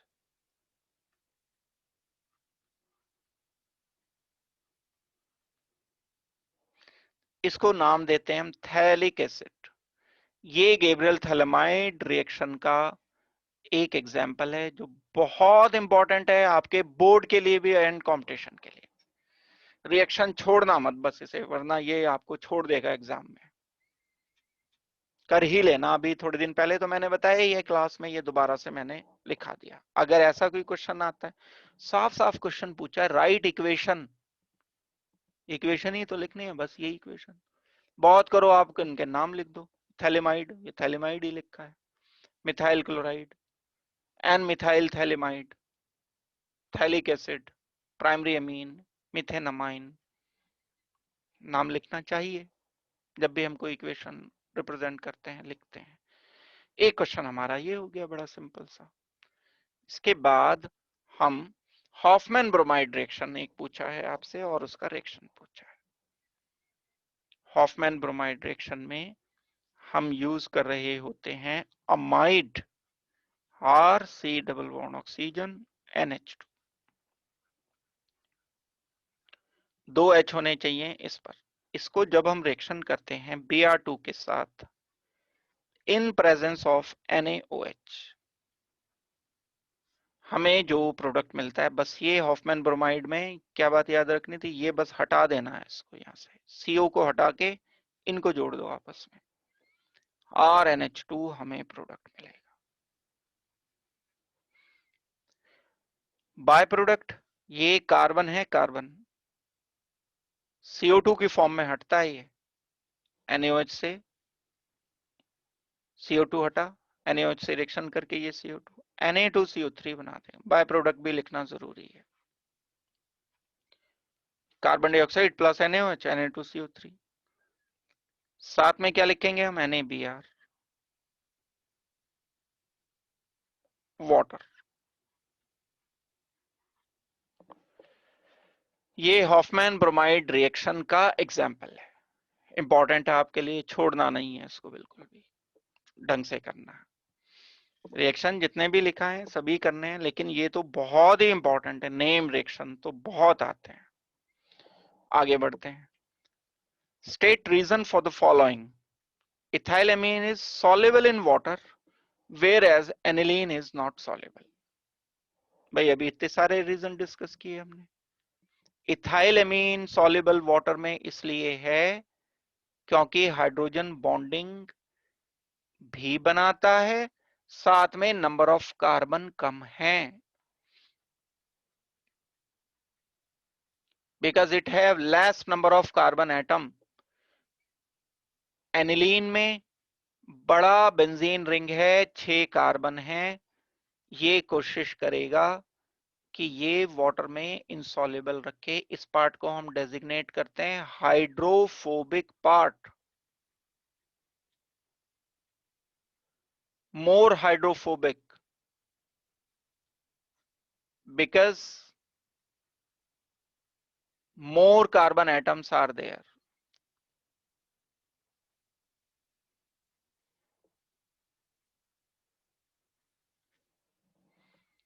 जितने ज्यादा कार्बन है उतना ही कम सॉल्युबल है।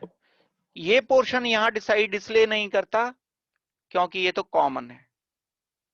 हाँ, अगर यहां एक में पोलर हाइड्रोजन ना होते, एक में होते, तो आप ये भी रीजन दे सकते थे कि हाइड्रोजन बॉन्डिंग नहीं होती है, लेकिन यहां तो एनिलीन में तो हाइड्रोजन बॉन्डिंग हो रही है, यहां भी हाइड्रोजन बॉन्डिंग हो रही है, यहां भी हो रही है। क्यों डिसॉल्व नहीं हो पाता, क्योंकि कार्बन की संख्या ज्यादा है एनिलीन में। प्राइमरी अमीन है higher boiling point than tertiary amine, क्योंकि प्राइमरी अमीन में हाइड्रोजन बॉन्डिंग ज्यादा बनती है। ये क्वेश्चन अलग अलग लैंग्वेज के साथ आ रहा है। अभी ये हमने सॉल्व किया इथाइलएमीन मिथाइलएमीन लेकर। अब इन्होंने कोई भी प्राइमरी अमीन के लिए जनरल स्टेटमेंट दे दिया, RNH2, R कुछ भी हो, लेकिन हाइड्रोजन बॉन्डिंग ये बनाएगा, ये हाइड्रोजन बॉन्डिंग बनाएगा। टर्शियरी अमीन में हाइड्रोजन बॉन्डिंग नहीं बन पाएगी दो की आपस में। ये टर्शियरी अमीन में तीनों R ग्रुप हो गए, पोलर हाइड्रोजन नहीं है, तो दो ये आपस में हाइड्रोजन बॉन्डिंग नहीं बना पाएंगे। इसलिए हम कहेंगे कि जो प्राइमरी अमीन होते हैं उनके बॉइलिंग पॉइंट ज्यादा हैं। भाई ज्यादा इंटरेक्शन दो मॉलिक्यूल में, एक प्राइमरी अमीन का मॉलिक्यूल, दूसरा प्राइमरी अमीन का मॉलिक्यूल, इसका नाइट्रोजन पर हाइड्रोजन है, इसमें नाइट्रोजन पर H है, हाइड्रोजन बॉन्डिंग इनके बीच में बन गई, बंध गए ये एक दूसरे से। इनको सेपरेट करना, दूर दूर करना मुश्किल है, हाइड्रोजन बॉन्ड बन जाने से क्या होता है, सेपरेट करना मुश्किल हो जाता है, मॉलिक्यूल को गैसियस स्टेट में भेजना मुश्किल हो जाता है, बॉयल करना मुश्किल हो जाता है, बॉइलिंग पॉइंट हाई हो जाते हैं, ज्यादा एनर्जी की जरूरत पड़ती है। क्या लिखेंगे, write one reaction that can be use as a test of primary amine. बहुत सारे टेस्ट हमने प्राइमरी एमीन के लिए किए थे। Carbyl amine, carbyl amine test था, सेकेंडरी एमीन नहीं देते, प्राइमरी एमीन देते हैं। RNH2 when reacted with chloroform, reaction लिखना है, CHCl3 KOH से जब आप इसे हीट करते हो तो RNC कार्बिलमीन बना, प्लस साथ में KCl बाय प्रोडक्ट मिलेगा, प्लस वाटर अलग हो जाएगा। ये जो मिला है ये एक पर्टिकुलर इसकी स्मेल होती है, अनप्लेजेंट स्मेल होती है, जिससे ये आइडेंटिफाई किया जाता है।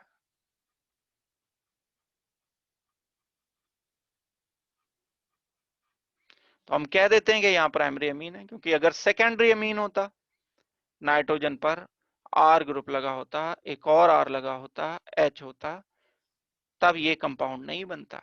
अगर मैं यहाँ लेता तो नहीं होता। सेकेंडरी अमीन ये रिएक्शन नहीं देते हैं, only primary amine give this reaction. तो बड़ा सिंपल सा हमारा असेसमेंट क्या हो गया टेस्ट के लिए, एक है जिसमें हम प्राइमरी अमीन को कार्बिल अमीन रिएक्शन करा सकते हैं। इस रिएक्शन का नाम होगा कार्बिल अमीन।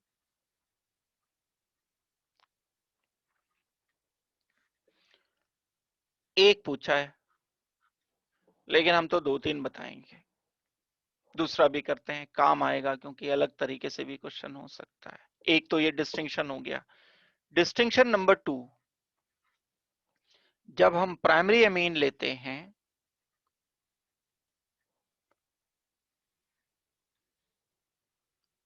उसको HNO2 से रिएक्शन करते हैं HCl की प्रेजेंस में, तो अल्कोहल फॉर्मेशन होती है, साथ में नाइट्रोजन लिबरेट करता है। नाइट्रोजन बबलिंग के साथ लिबरेट करना इंडिकेट करता है कि ये प्राइमरी अमीन था।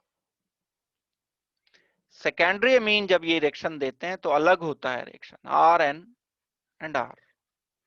सेकेंडरी अमीन के केस में आपको अगर याद हो तो हमने एक येलो लिक्विड बनाया था,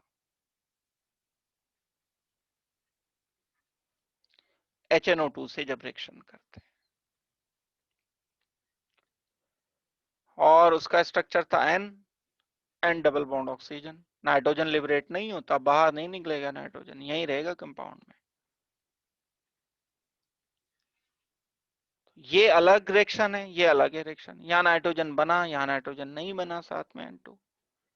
तो ये भी टेस्ट है, प्राइमरी अमीन का टेस्ट हो गया। इतना भी दे दोगे तो चलेगा, सेकंड वाला नहीं भी लिखोगे तो ठीक है, क्योंकि एक रिएक्शन देना है बस।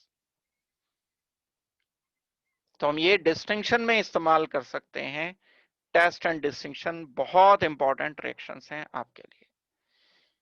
Give a chemical test to distinguish between aniline and N methyl aniline.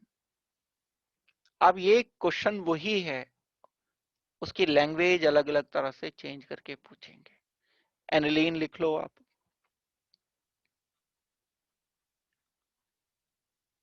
NH2। N methyl aniline क्या है, सेकेंडरी अमीन है, NH and CH3। Secondary amine है, ये प्राइमरी अमीन है। कार्बिल अमीन टेस्ट देगा ये, CHCl3 प्लस KOH या NaOH, बेंजीन NC बन जाएगा। अनप्लेजेंट स्मेल आएगी इसमें से। ये CHCl3 से रिएक्शन नहीं देगा KOH की प्रेजेंस में, कोई बैड स्मेल इसमें प्रोड्यूस नहीं होगी।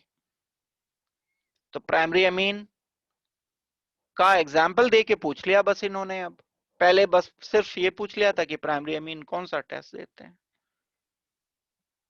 कंसेप्ट एक ही रहता है, बहुत लिमिटेड से कंसेप्ट पे क्वेश्चन पेपर बनता है, लेकिन लैंग्वेज चेंज करते हैं। ये नहीं वो रटे रटाए क्वेश्चन के वर्डिंग रिपीट नहीं होती है क्वेश्चंस की।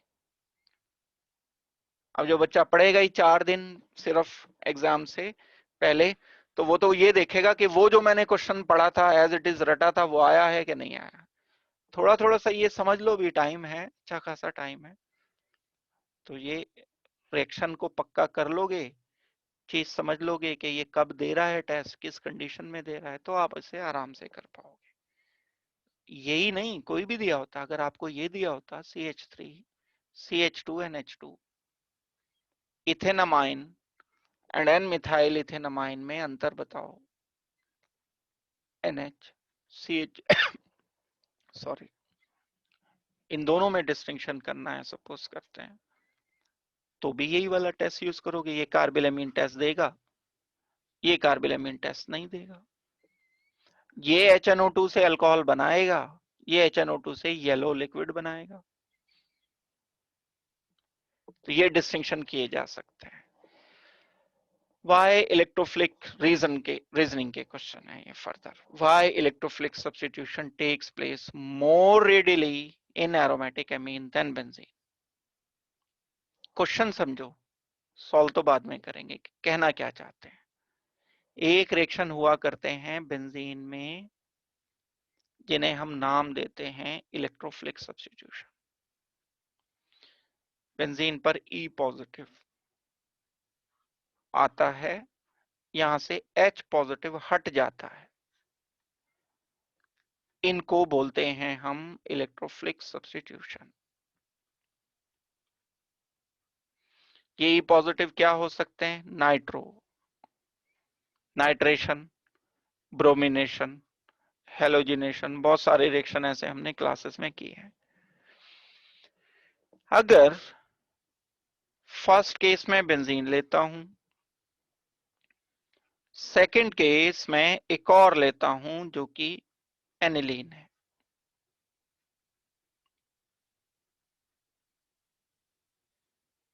उस पर मैं E पॉजिटिव को रिएक्शन करता हूं। क्वेश्चन ये दिया गया है आपको कि एनिलीन पर जब हम इलेक्ट्रोफाइल का रिएक्शन करते हैं तब ये रिएक्शन बहुत फास्ट होता है, मोर रेडिली, मतलब ये आसान है रिएक्शन, वेरी इजी। इसके कंपैरिजन में पहले वाला रिएक्शन जितना ईज के साथ हो रहा है उससे बहुत ज्यादा आसानी से ये रिएक्शन होता है। यानी एनिलीन पर एरोमेटिक एमीन ही तो है ना, ये aniline is aromatic amine. Aromatic amine में इलेक्ट्रोफाइल का रिएक्शन आसान है, जबकि बेंजीन के कंपैरिजन में बेंजीन में इलेक्ट्रोफाइल का रिएक्शन कंपैरेटिवली डिफिकल्ट है। ये है क्वेश्चन, बिल्कुल एक लाइन का आंसर है। Reason, because aromatic amine can show resonance. क्या लिखोगे, लोन पेयर नाइट्रोजन का रेजोनेंस करके नेगेटिव चार्ज क्रिएट करेगा बेंजीन रिंग पर। लोन पेयर रीजन लिखा रहा हूं मैं। क्या आंसर बताया मैंने, जब ये नाइट्रोजन का लोन पेयर रेजोनेंस कर लेगा, तो करने के बाद बेंजीन पर नेगेटिव चार्ज क्रिएट होगा, यहां नेगेटिव चार्ज आ जाएगा, डबल बॉन्ड NH2 पॉजिटिव आ गया। इस नेगेटिव चार्ज क्रिएट होने से अब इसी पॉजिटिव का रिएक्शन यहां करना या यहां करना या यहां करना आसान हो जाएगा। Loan pair of nitrogen shows resonance and create negative charge on benzene. अब जब यहां नेगेटिव आ गया बेंजीन पर, तो ये तो पॉजिटिव है, ये नेगेटिव है, तो ये आसान काम हो गया। तो ये फिजिबल बना देता है रिएक्शन को। इंपॉर्टेंट रीजन है। ये क्वेश्चन ऐसे भी आ सकता है कि ऑर्थो पैरा पर ही क्यों आता है इलेक्ट्रोफाइल एरोमेटिक एमीन में, तो आप रीजन दोगे क्योंकि नेगेटिव चार्ज जो क्रिएट होता है वो ऑर्थो एंड पैरा पर ही क्रिएट होता है, या तो यहाँ क्रिएट होगा, यहाँ होगा, या यहाँ होगा जब रेजोनेंस करोगे आप इसका। तो ठीक हो गई बात ये। नेक्स्ट देखते हैं question. Right a chemical reaction in which iodide ion displace diazonium group from a diazonium salt। ये थोड़ा सा क्वेश्चन आगे बढ़ाकर लिखा है एमीन से, थोड़ा टेक्निकल क्वेश्चन ये है। हम जानते हैं कि जब हम एनिलीन को, ये पुराना रिएक्शन भी है और एनिलीन में भी आपने पढ़ा है, जब हम रिएक्शन करते हैं एनिलीन को, बहुत इंपॉर्टेंट क्वेश्चन है ये,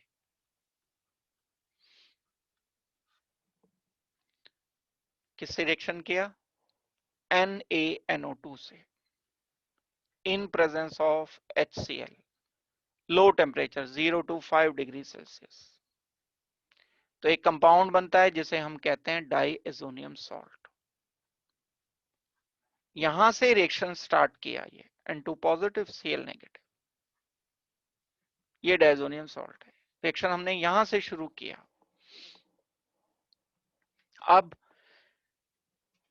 जब ये diazonium salt benzene diazonium salt बन जाता है तो बहुत सारे रिएक्शन देता है। ये सारे रिएक्शन लिख रहा हूं, देखो मैं आगे भी आएंगे ये, और बड़े और भी इंपॉर्टेंट रिएक्शन है। एक रिएक्शन आप पढ़ते थे सैंडमेयर रिएक्शन, क्यूप्रस क्लोराइड से CuCl, HCl से जब हम इसे हीट करते हैं तो ये N2 हट के Cl आ जाता है क्लोरोबेंजीन बनाने के लिए।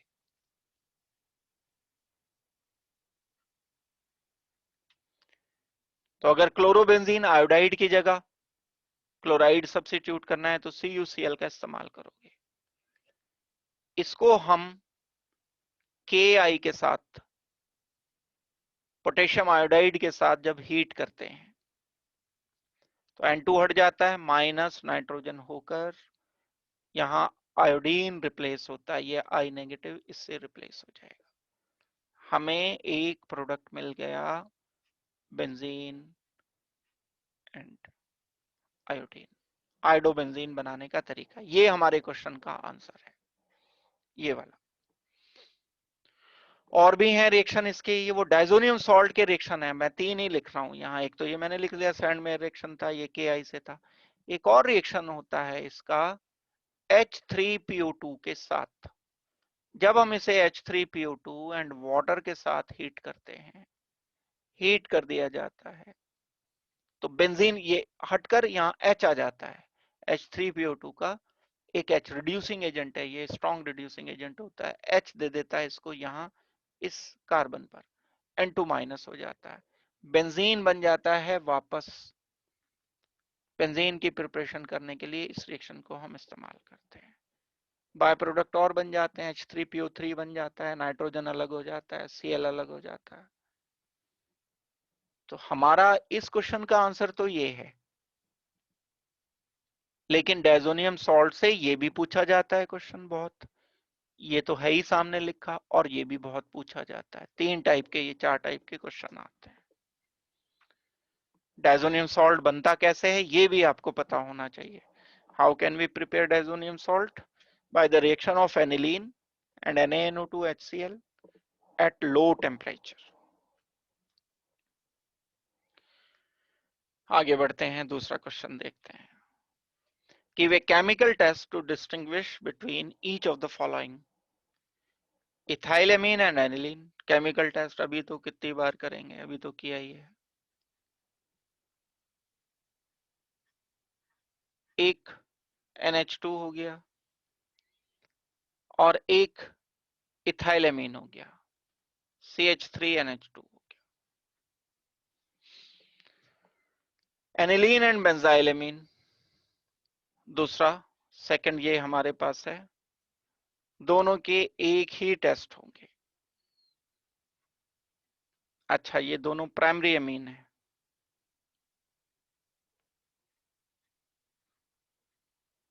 CH2NH2।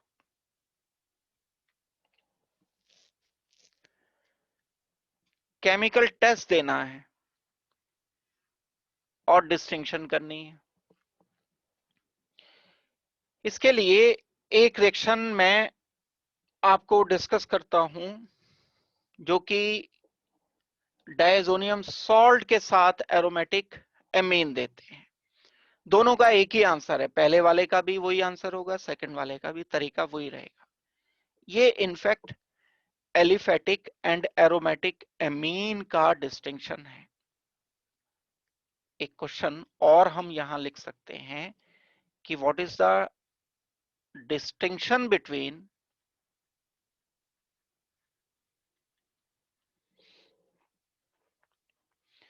Aliphatic and aromatic amine.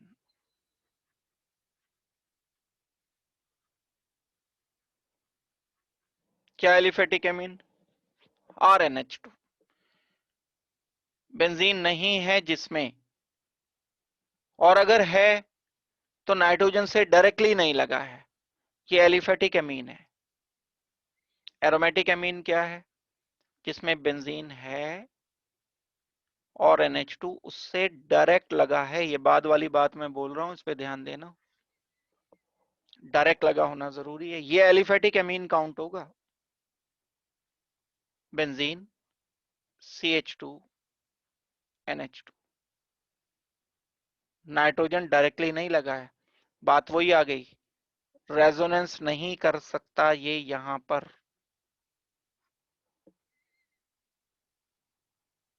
कोई कारण है जिसकी वजह से इसकी प्रॉपर्टी बिल्कुल अलग होती है। इसकी प्रॉपर्टी बेंजीन CH2NH2 की प्रॉपर्टी इथाइल एमीन से मिलती जुलती होगी। तो इन दोनों में डिस्टिंक्शन के लिए मैं एक रिएक्शन लिखा रहा हूं अभी आपको। देखो, जब हम रिएक्शन करते हैं एनिलीन का किसी इलेक्ट्रोफाइल से, E पॉजिटिव से, E पॉजिटिव यहां आता है, यहां से H हट जाएगा, इलेक्ट्रोफिलिक सब्स्टिट्यूशन देगा। ये जो इलेक्ट्रोफाइल हम यूज करते हैं वो इलेक्ट्रोफाइल अब कुछ स्पेशल टाइप का इलेक्ट्रोफाइल यूज करते हैं। नाम अभी थोड़ी देर पहले मैंने लिखा भी था, सुना है नाम आपने। बेंजीन डाइएजोनियम सॉल्ट ले लेते हैं हम इसके साथ, N double bond N positive, Cl negative, पूरा स्ट्रक्चर लिख दिया मैंने इसका, N2 पॉजिटिव Cl नेगेटिव है ये। जब हम इन दोनों को आपस में रिएक्शन करते हैं, रिएक्शन करने पर ये पॉजिटिव E पॉजिटिव की तरह से है। अब जैसे E पॉजिटिव इलेक्ट्रोफाइल होता है, यहां बेंजीन पर रिएक्शन करेगा ऑर्थो पैरा पर, यहां से H माइनस हो जाएगा, तो जो कंपाउंड मिला नया एक एनिलीन जूकातू, यहां मुझे E लिखना चाहिए, ये E, अब E पूरा ये है, वो E में लिख रहा हूं, N double bond N benzene. ये बड़ा सा एक कंपाउंड बनता है। ये जो कंपाउंड बनता है ये एजोडाई कहलाते हैं।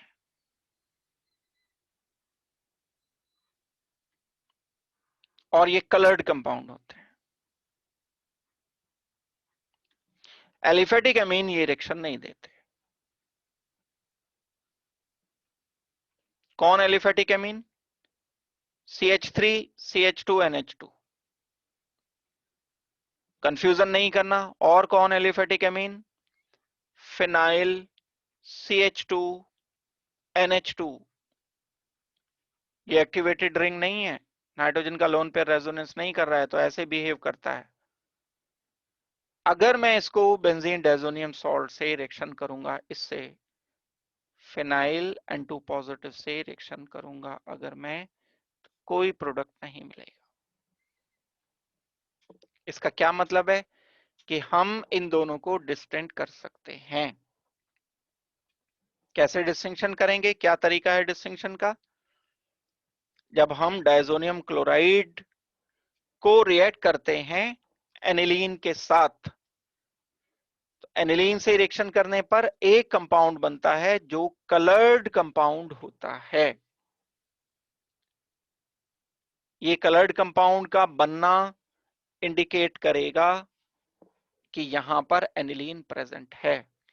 नाम भी मैं बता रहा हूं इसका। इसका नाम है para amino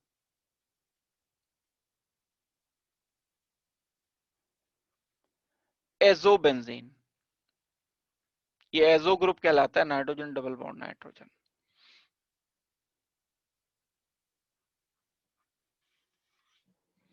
para amino azobenzene है ये, और येलो कलर का ये कंपाउंड बनता है।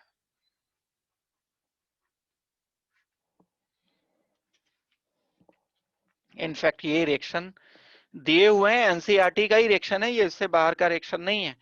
लेकिन इस साल डायजोनियम सॉल्ट बाहर निकाल दिया गया है, इसलिए इसको हमने अभी क्लास में नहीं किया था डिस्कस, लेकिन डिस्टिंक्शन में ही आ सकता है, इसलिए मैंने डिस्टिंक्शन के लिए बस एक ही रिएक्शन बता दी। डिस्टिंक्शन में तो आ ही सकता है इथाइलेमीन एंड एनिलीन की, तो इसलिए इसको आपको कर लेना है। जो इस टाइप की चीजें हैं उनको हम क्वेश्चंस में कर लेंगे। तो एनिलीन एंड बेंजाइल एमीन, ये एनिलीन एंड बेंजाइल एमीन ये है। इसका डिस्टिंक्शन करने के लिए भी हम डायजोनियम क्लोराइड लेंगे। क्या लिखोगे? When we react aniline with benzene diazonium chloride, yellow coloured compound is obtained. Ethyl amine ये रिएक्शन नहीं देंगे, बेंजाइल एमीन ये रिएक्शन नहीं देंगे। तो ये 3 क्वेश्चन के आंसर बताए मैंने। ये 2 तो सामने लिखे हैं, और एक क्या क्वेश्चन है, how can we distinct aromatic and aliphatic amine, primary होने के बावजूद भी। अगर ये एक प्राइमरी होता, एक सेकेंडरी होता, फिर तो आप दूसरे टेस्ट दे देते। यहां हम कार्बिलएमीन टेस्ट नहीं दे सकते डिस्टिंक्शन के लिए, क्योंकि इथाइलएमीन भी कार्बिलएमीन पॉजिटिव टेस्ट देगा, एनिलीन भी, क्योंकि दोनों प्राइमरी एमीन है। तो इसलिए हम कार्बिलएमीन टेस्ट नहीं दे पाएंगे। तो ऐसी जगह पर ये टेस्ट हम एजोडाई टेस्ट दे रहे होते हैं। कंप्लीट द फॉलोइंग रिएक्शन, अभी आया था ये C6H5N2Cl डायजोनियम सॉल्ट को, ये भी लिखाया था ना, जब benzene N2 positive, Cl negative, H3PO2 reducing agent, H इसको देता है, N2 यहां से हटता है, ये N2 हट जाएगा, H3PO2 क्या करेगा, अपना H इसे देगा।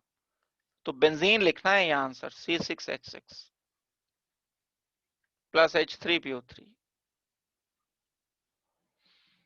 ये हमें प्रोडक्ट मिल जाते हैं।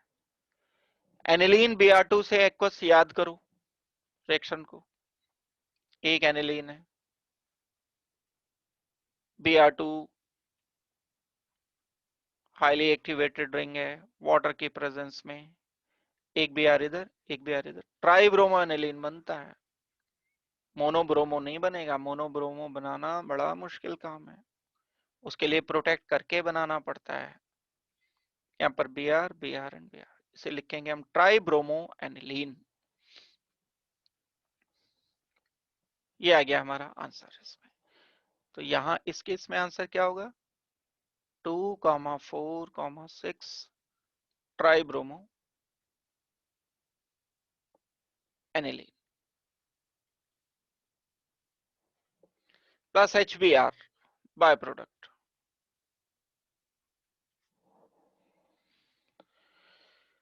सिंपल सी बात है, ये आसान सी बात हो गई। तो हमने रिएक्शन ये कर लिए।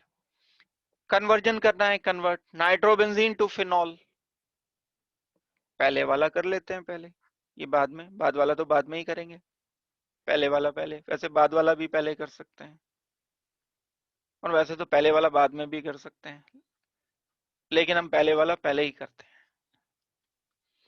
नाइट्रोबेंजीन हो गया NO2, इसको कन्वर्ट करना है फिनॉल में।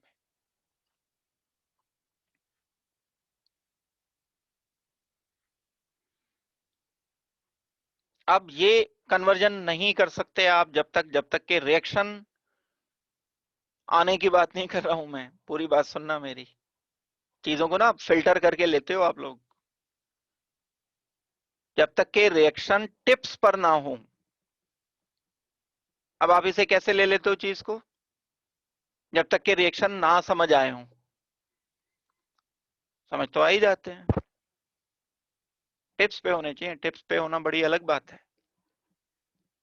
अब आप क्या करोगे, एक बार पढ़ोगे और बस कन्वर्जन कर लें हम सीधे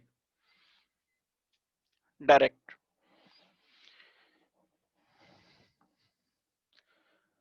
NO2 से फिनॉल बनाना है।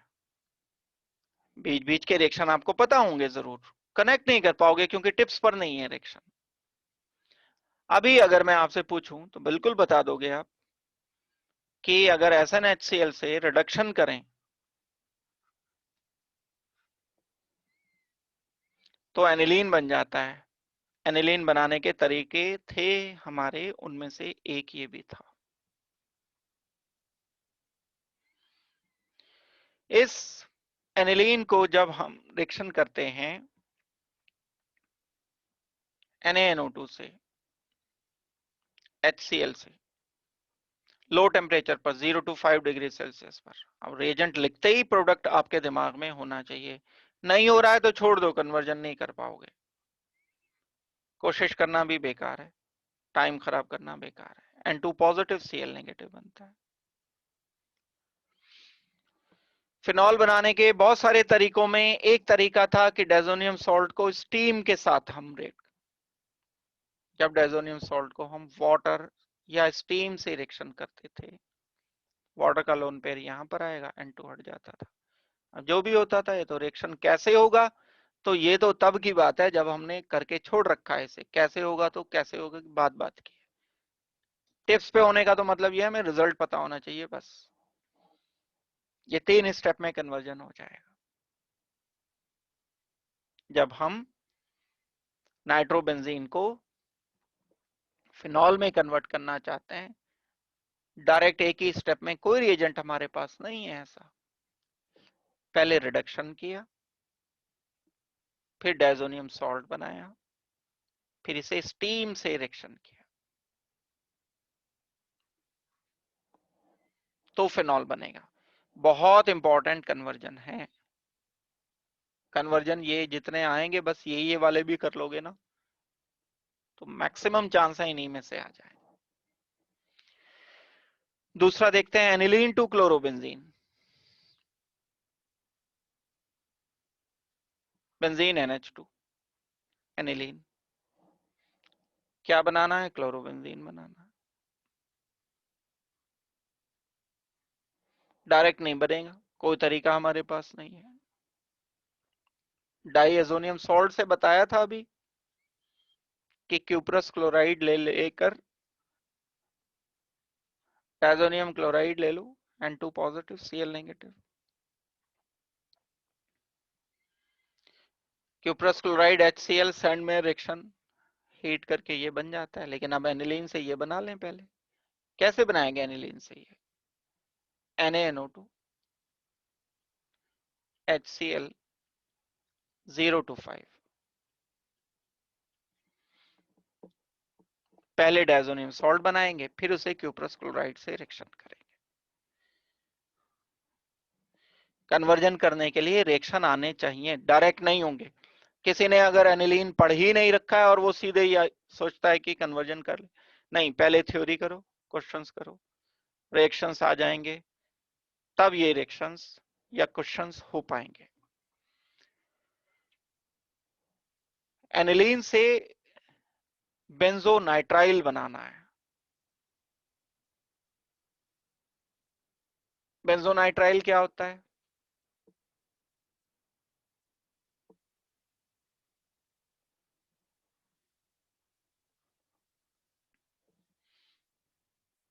बेंजोनाइट्राइल मींस फिनाइल साइनाइड। कार्बोनाइट्राइल भी बोल सकते हैं, नाइट्राइल भी बोल सकते हैं। एनिलीन से बनाने के लिए हम पहले इसको डाईएजोनियम सॉल्ट में कन्वर्ट कर लें एनिलीन को। बहुत एक इंपॉर्टेंट रूट है, डायजोनियम सॉल्ट के जरिए हम बहुत सारे कंपाउंड बना सकते हैं। NaNO2, HCl, 0 to 5 degree Celsius बना लिया पहले diazonium salt.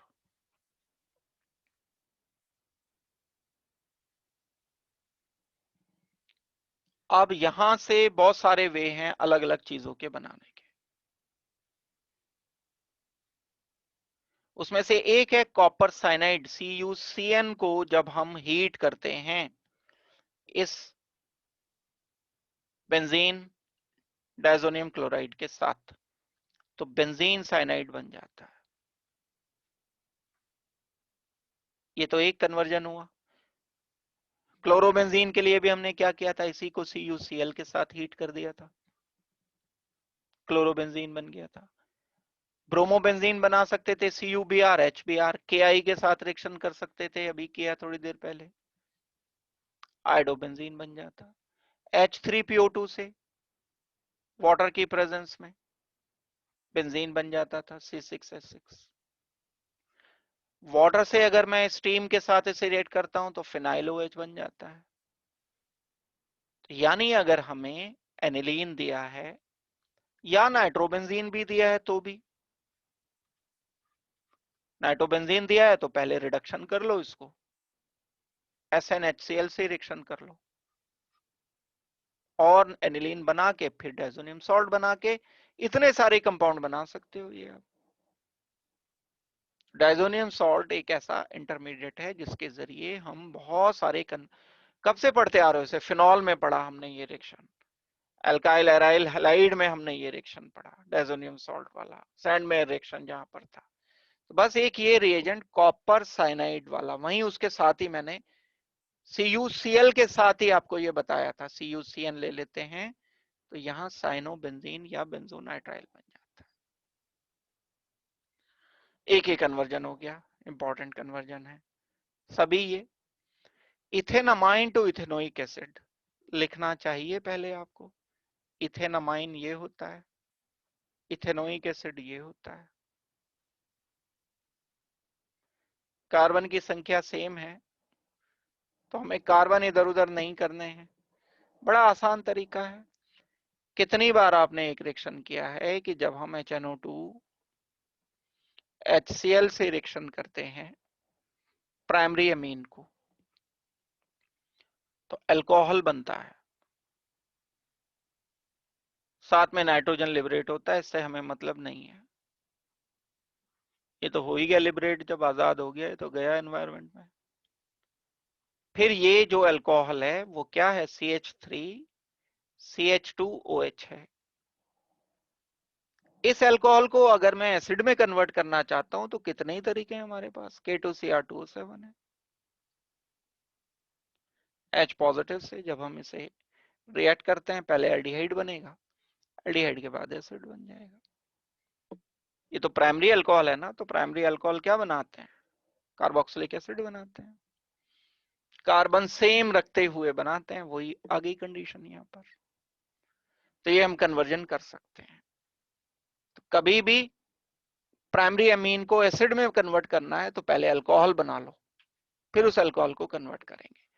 How will you bring about the following conversion, methylamine into iodomethane, वैसा ही है बिल्कुल, अभी तो किया ये। मिथाइलएमीन लिखो, CH3NH2, इस NH2 की जगह हमें आयोडीन लाना है, तो भाई अभी एसिड बनाया था, अल्कोहल बनाना पड़ा था उसके लिए। उस अल्कोहल को अगर HI के साथ रिएक्शन कर दोगे या फास्फोरस एंड आयोडीन से रिएक्शन कर दोगे Pi3 से, तो ये CH3OH की जगह CH3, अल्कोहल का रिएक्शन है ना, HI HCl, OH हट के Cl आ जाता था, यही रिएक्शन किया। इससे अल्कोहल कैसे बनाओगे, NaNO2 HCl या HNO2 HCl से। ये प्राइमरी अमीन में, ये ध्यान देना होगा, प्राइमरी अमीन है, प्राइमरी अमीन से अल्कोहल बना लिया, फिर हमने इसको कन्वर्ट कर दिया अल्कोहल को मिथाइल आयोडाइड में या आयोडोमिथेन में। आधे से ज्यादा बच्चे तो यहीं अटक जाते हैं, स्ट्रक्चर ही सही नहीं लिख पाते, इसका स्ट्रक्चर ही सही नहीं नोट किया, नाम ही नहीं पता है, तो कन्वर्जन भाई क्या कर लोगे फिर। क्लोरोबेंजीन इंटू पैरा क्लोरोएनिलीन, क्लोरोबेंजीन है, बनाना क्या है, पैरा क्लोरोएनिलीन NH2। NH2 लाना है, Cl तो है ही, NH2 कहां लाना है, इसकी पैरा पोजीशन पे लाना है NH2, ऐसे सोचोगे, ये नहीं कि Cl हटाओ फिर उसकी जगह NH2 लाओ फिर बाद में क्लोरीन लाओ, ये क्लोरीन तो है ही, ये क्लोरीन पैरा पोजीशन पर NH2 लाना है, लाओ। ऑर्थो पैरा डायरेक्टर होता है ये, क्लोरोबेंजीन पढ़ा ही होगा कभी, चैप्टर था पूरा एक, उसमें हम नाइट्रेशन करते थे HNO3 से रिएक्शन सल्फ्यूरिक एसिड की प्रेजेंस में जब करते थे, तो ऑर्थो पैरा प्रोडक्ट में पैरा नाइट्रो क्लोरोबेंजीन बन जाता था। नाइट्रेशन ऑफ क्लोरोबेंजीन किया है। अब इस NO2 को NH2 में कन्वर्ट करने के लिए हमारे पास रिड्यूसिंग एजेंट हैं बहुत सारे, SnHCl से रिडक्शन कर देते हैं, और भी रिड्यूसिंग एजेंट हैं, चेक करना, बहुत सारे लिखा है आपको। NO2 को एमीन बनाने का तरीका था, एमीन बनाने का तरीका है ये NH2 को बनाना NO2 से, तो यहाँ NO2 की जगह क्या आ जाएगा, NH2 आ जाएगा, Cl नीचे NH2, ये हमें प्रिपेयर करना था। तो ये भी कन्वर्जन हो गया, एक बड़ा सिंपल सा आसान सा ही कन्वर्जन है, क्या मुश्किल तो कुछ है नहीं इसमें। एनिलीन से नाइट्रोबेंजीन बनाना है, कई सारे तरीके हो सकते हैं, चलो एक ही करते हैं, कई सारे तरीके तो क्या ही करेंगे। NH2 कन्वर्जन करना है नाइट्रोबेंजीन में, डायरेक्ट भी हो जाता है लेकिन रिएजेंट नहीं पता है आपको, तो हम वो वाले जो आपने रिएक्शन पढ़े हैं उनसे कर लेते हैं। NaNO2 HCl से रिएक्शन किया जाए पहले 0 to 5 डिग्री सेल्सियस पर, डाइएजोनियम सॉल्ट बना दिया, N2 positive Cl negative, benzene बना लो वापस, इसे नाइट्रोजन को हटाओ, अभी रिएक्शन पढ़ रहे थे हम H3PO2 वाटर, हीट करने पर बन गया बेंजीन, नाइट्रेशन कर दो उठा करके, HNO2 HNO3 H पॉजिटिव से हीट किया, नाइट्रो ग्रुप आ जाएगा, नाइट्रेशन ऑफ बेंजीन, ऐसे किया जा सकता है। सेकंड मेथड, सेकंड जो क्वेश्चन है, इथेनमाइन टू एन इथाइल, इथेनमाइड IDE है, अमाइड लाने के लिए तो हमारे पास एक ही सिंपल सा तरीका था, एसाइलेशन करना पड़ेगा एमीन का। अगर ये रिएक्शन पढ़ते हुए कॉपी पेन का इस्तेमाल खूब किया है, लिखे हैं चीजें, तो देखते ही क्लिक करेगा बिल्कुल ये। अमाइड, अमाइड बनाने के लिए हमें एसाइलेशन करना पड़ता है। देखो स्ट्रक्चर लिखें पहले, इथेनमाइन तो ये है, एन इथाइल इथेनमाइड क्या है, N C double bond oxygen, carbon and carbon 1 and 2, N ethyl ethanamide का स्ट्रक्चर लिखा पहले मैंने, ये कन्वर्जन करने को दिया गया है। ये क्वेश्चन समझ आया अभी आपको, स्ट्रक्चर लिखने के बाद क्वेश्चन समझने के लिए नॉलेज चाहिए होती है, किसी को अगर ये स्ट्रक्चर नहीं लिखा जा रहा है तो फिर क्वेश्चन ही समझ नहीं आया उसे, दैट मीन्स हम इसको क्या करेंगे, एसिटिक एनहाइड्राइड से या CH3 C double bond oxygen Cl से रिएक्शन करेंगे। एक रिएक्शन आपको लिखाया था, याद करो, नाम था उसका एल्काइलेशन और एक था एसाइलेशन। Acylation of amine. नहीं अगर अभी भी याद आ रहा है तो पहले एसाइलेशन पढ़ लेना जाकर, फिर दोबारा से इसे एक बार करना, बिल्कुल हो जाएगा क्लियर। नाइट्रोजन का लोन पेयर यहां पर आया था, Cl हट गया था, डायरेक्ट एक ही स्टेप में बन रहा है CH3 C double bond oxygen NH CH2 CH3। हम इसकी जगह एक और भी कंपाउंड ले सकते हैं और वो है एसिटिक एनहाइड्राइड।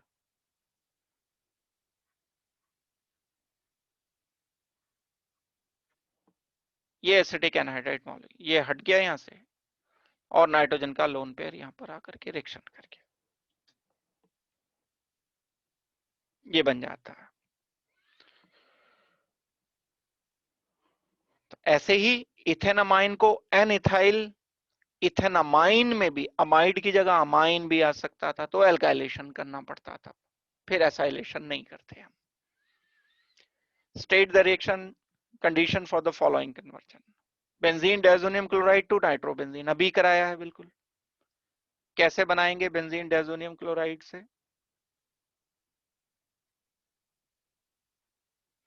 पहले बेंजीन बना लो फिर नाइट्रेशन कर दो, ये क्वेश्चन अभी कराया। Aniline to benzene diazonium chloride, ये तो बड़ा सिंपल है। एनिलीन से कैसे बनाएंगे डायजोनियम क्लोराइड?